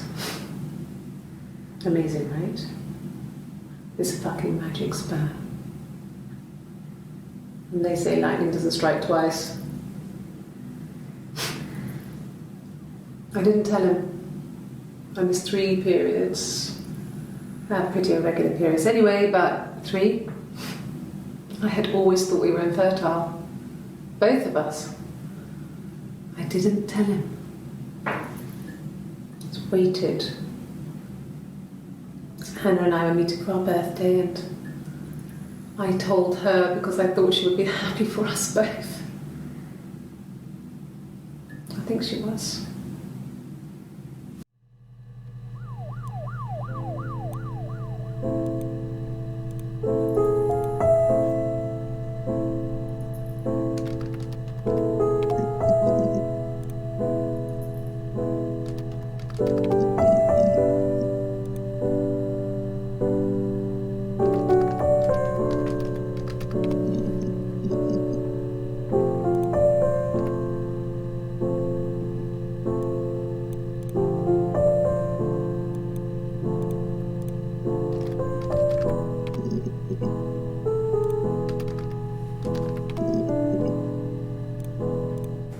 It happened very quickly. We hardly had to talk to each other. We agreed almost silently. The baby was what mattered. We'd help each other. We cleaned up. We bagged up the broken mirror, her clothes. They're gone. We took him down to the cellar. We knew we had an alibi, and we wanted the body to be found later. We wanted to have suspicion on us so we could then disprove it rather than have it linger.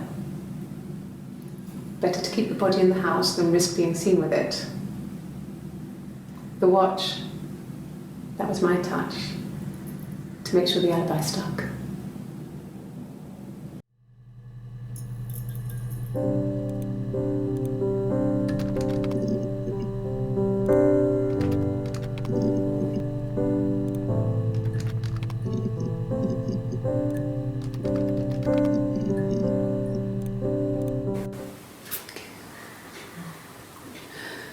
It was after dinner. I'd spoken to Sam's parents on the phone. I looked up for an early night and I suddenly had this thought. I think it was something his mum had said. She'd been speaking about old stuff, sad stuff, about when we lived there, about the baby.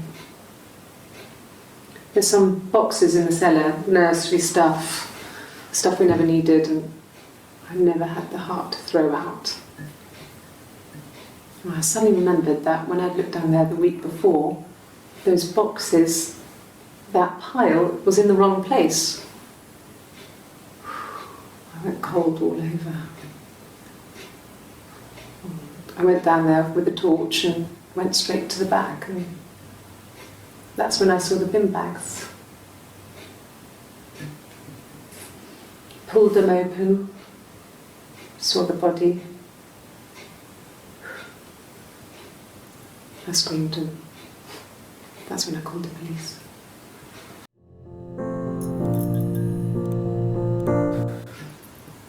Well, fine, considering.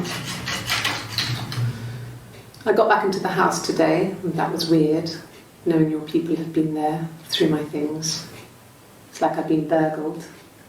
I mean, worse, obviously. I don't know. I haven't looked in the cellar yet. They sent a cleaner in. As good as new, he said. But they had to throw some stuff out. Couldn't get the blood out. And I'm still waiting to hear from the coroner so we can get a date set for the funeral. It's going to be a cremation.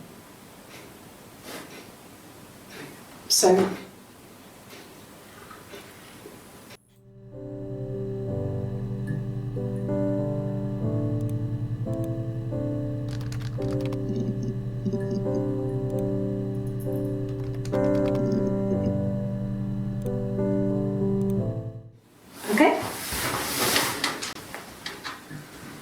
I've given blood before. Do you need to take that for your records?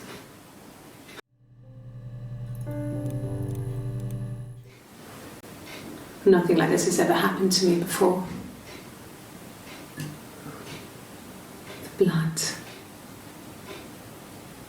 It's probably the worst thing that's ever happened to me. Like I said before, it was 3, something like that. I walked in, saw Simon. He was on the floor of the living room. His throat had been cut. There was a lot of blood.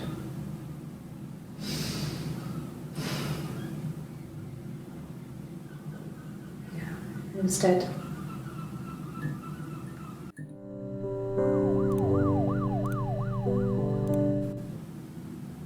She was sat behind him. She had my wig on.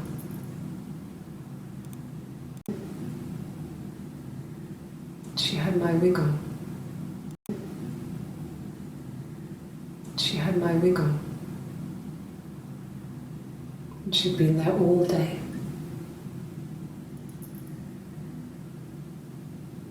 And she had blood on her.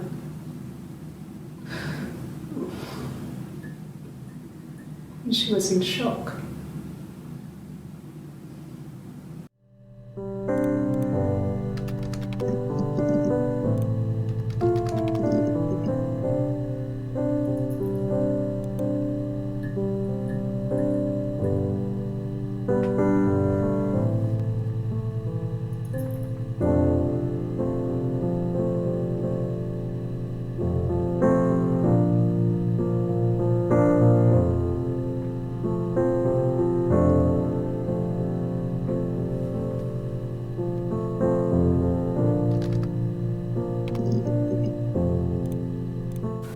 A wig? You mean, what type of wig? No, I've never worn a wig. What kind of wig?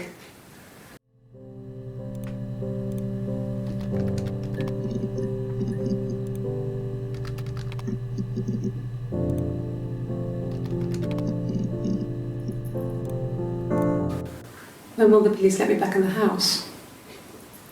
They let me take a bag of clothes with me, but...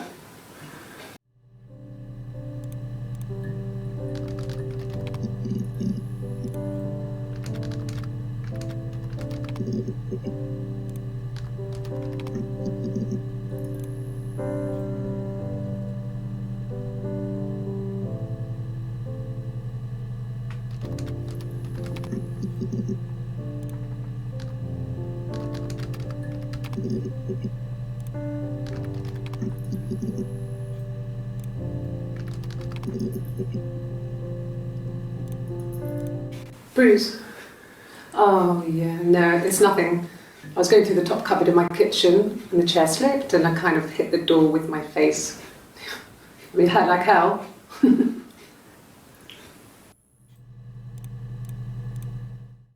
Yeah, I had to let myself in. The door locks if it swings too. Yeah, I had to... I sleep on the right side of the bed as you're coming from the door. You can tell because I have 2 pillows and he just has 1.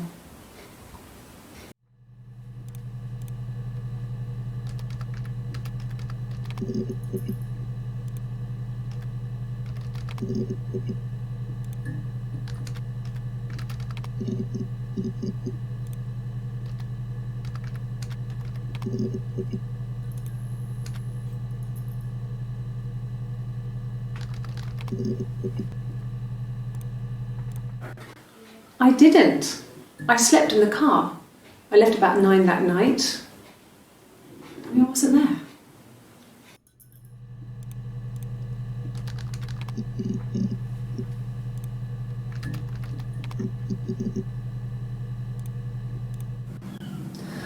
Hannah was so smitten with Simon. She started getting jealous, didn't want to share. Even the first date, we went to see Tom Cruise at the Old Odeon. We both went, kept changing places in the toilet. We only had the one best dress, so we had to keep swapping clothes.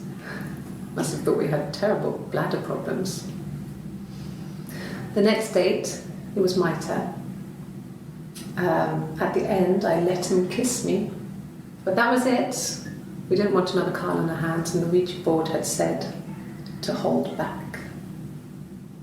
After that, it was Hannah's turn, and she slept with him. Broke the rules. Deliberately broke the rules. She wanted to be the first to sleep with him. I mean, that's when she got pregnant. From that one time.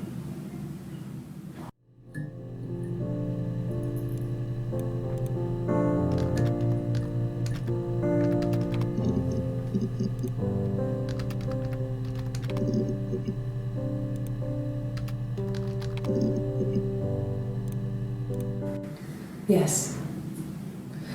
I thought about telling Hannah. I felt guilty after the kiss. But then it began to feel like this was the way it should be. Sharing, like we had before. He never mentioned her to me. There was the Simon with me and the Simon with her. It was almost like it was a different Simon. But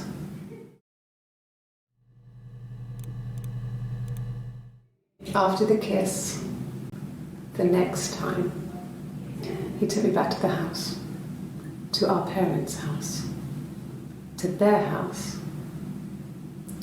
So, it was definitely him.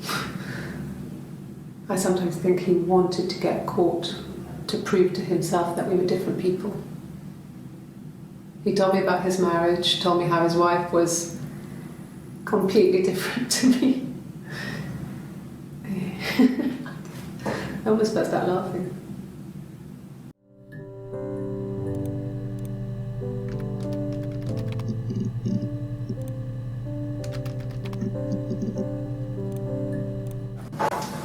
When beautiful people died, we always felt like it was a sign. You remember Princess Grace Kelly? She died in a car crash the year before we met Simon. We used a Ouija board to speak to her, and that gave us the power to find him. That's what we thought then. That people who died tragically leave some kind of magic behind. We used to share dreams. We used to wake up and write them down in our diaries immediately and compare them.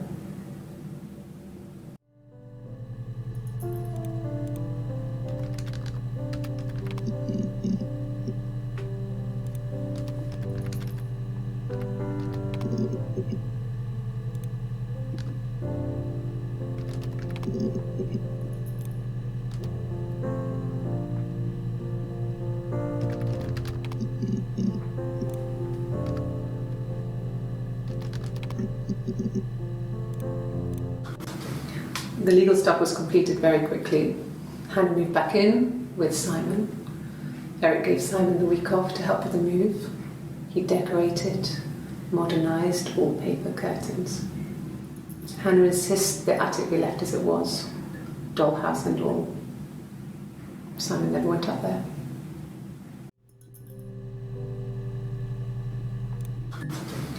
The legal stuff was completed very quickly. He decorated, modernised wallpaper, curtains. Hannah insists the attic be left as it was, dollhouse and all. Simon never went up there.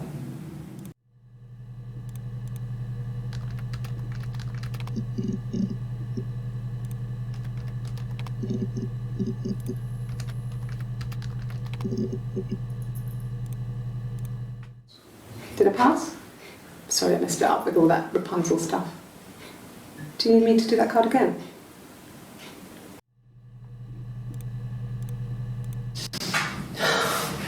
We were obsessed with fairy tales. Not just the pretty ones, but the traditional ones. They were dark and real, bizarre and violent. Felt like life. We had this huge old book that I think Mum must have bought from a library sale. The illustrations had thin tracing paper over them to protect them. They were in colour, shiny plates. At the front of the book was an index of illustrations. We read that more than the actual stories. We'd read aloud the captions and flip between the pictures. There was something intimate about peeling back the tracing paper, undressing the pictures. Rapunzel's hair is cut. The eagle plucks out his heart. The princess pricks her finger.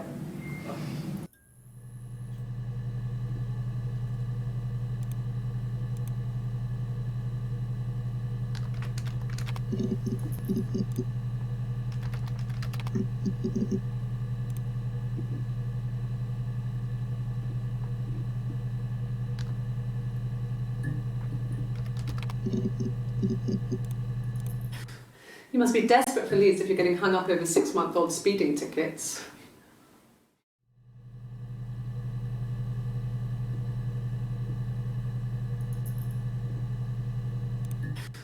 You must be desperate for leads if you're getting hung up over 6-month-old speeding tickets.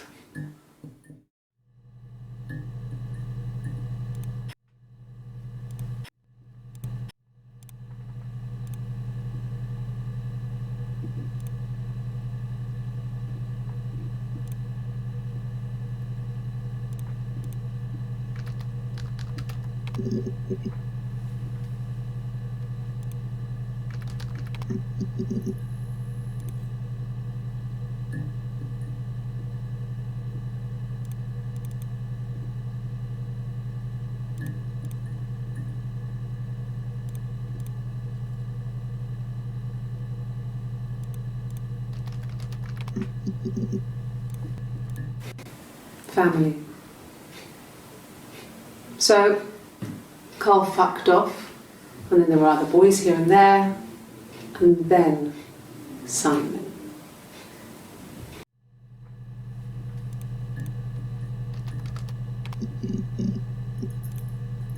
Yes, I speak with Eleanor at least once a day. Not that there's anything much to say. It's more just...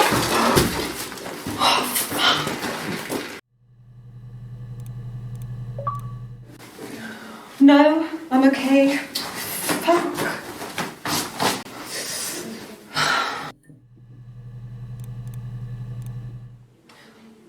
For fuck's sake. Can I leave? Are you going to arrest me? No. They'd laugh you out of the building. A lawyer would make mincemeat of you.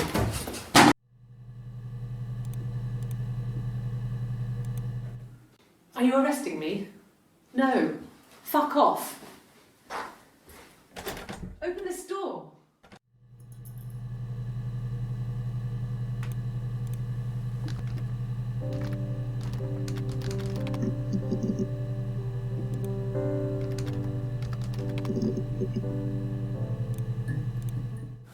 Like I said, I think I was popping out to get something, ran out of something, had to grab something. I sometimes drive too fast. If you want, you can arrest me for that.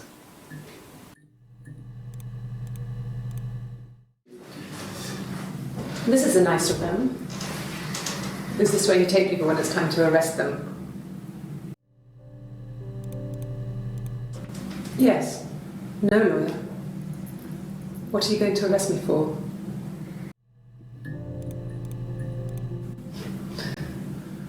Can you arrest someone who doesn't exist?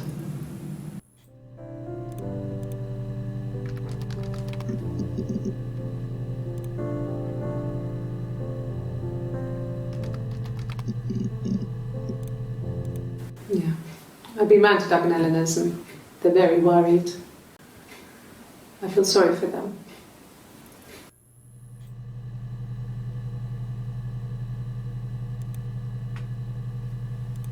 Yeah. I've been round to Doug and Eleanor's and they're very worried.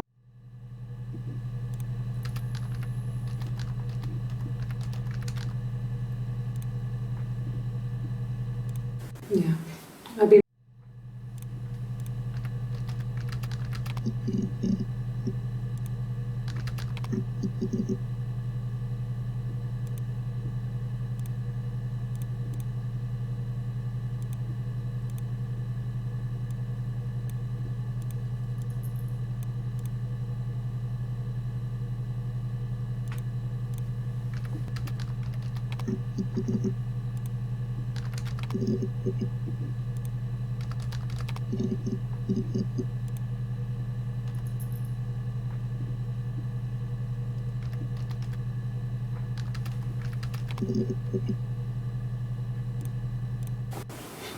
Simon's parents offered to put me up, but I didn't think it would be a good idea. It would be too sad. Not right now. I'm staying at a friend's.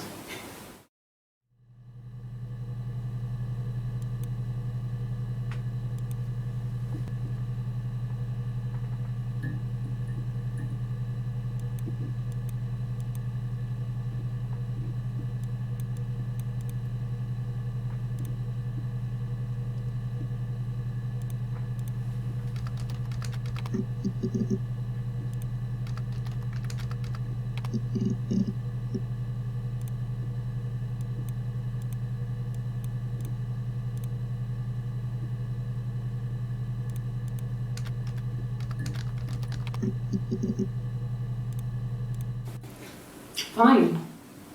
I've never had my fingerprints taken before. I once put my hand on the oven.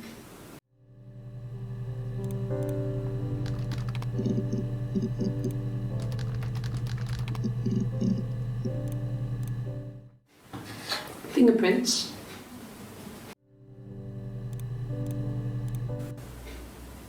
Could they have been my parents' fingerprints? I'm not sure how long they last for, but is that possible? Really? Go on then. Take the cup. Run your fingerprints. They'll match. Fucking idiot.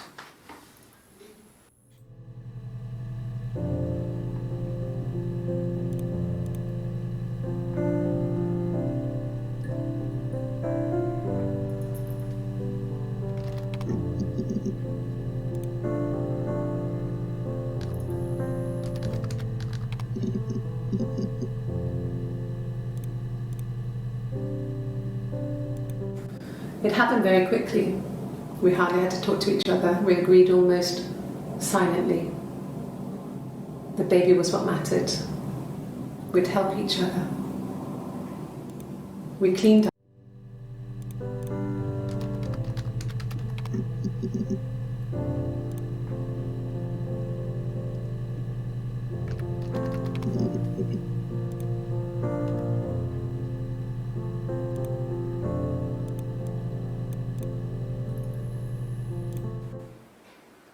Black coffee, thanks.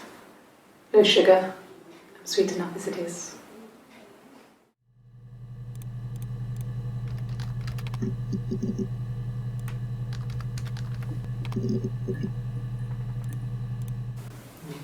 Diane is really nice. She helps out with the glaziers, organises the Christmas party, that sort of thing. They have 2 kids, really sweet kids. She used to look out for me when I worked there.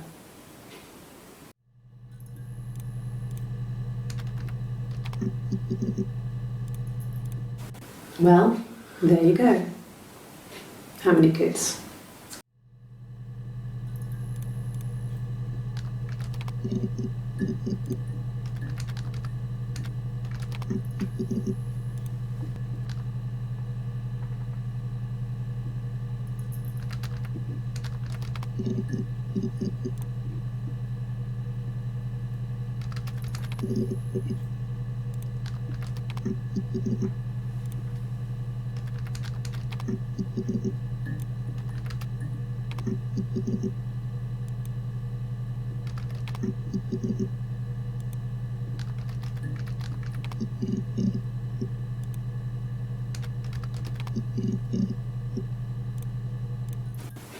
The bruise. I have a really fast metabolism, so stuff like that just comes and goes. I don't know if there's much more that I can tell you that I haven't already told the other policemen. I found the body.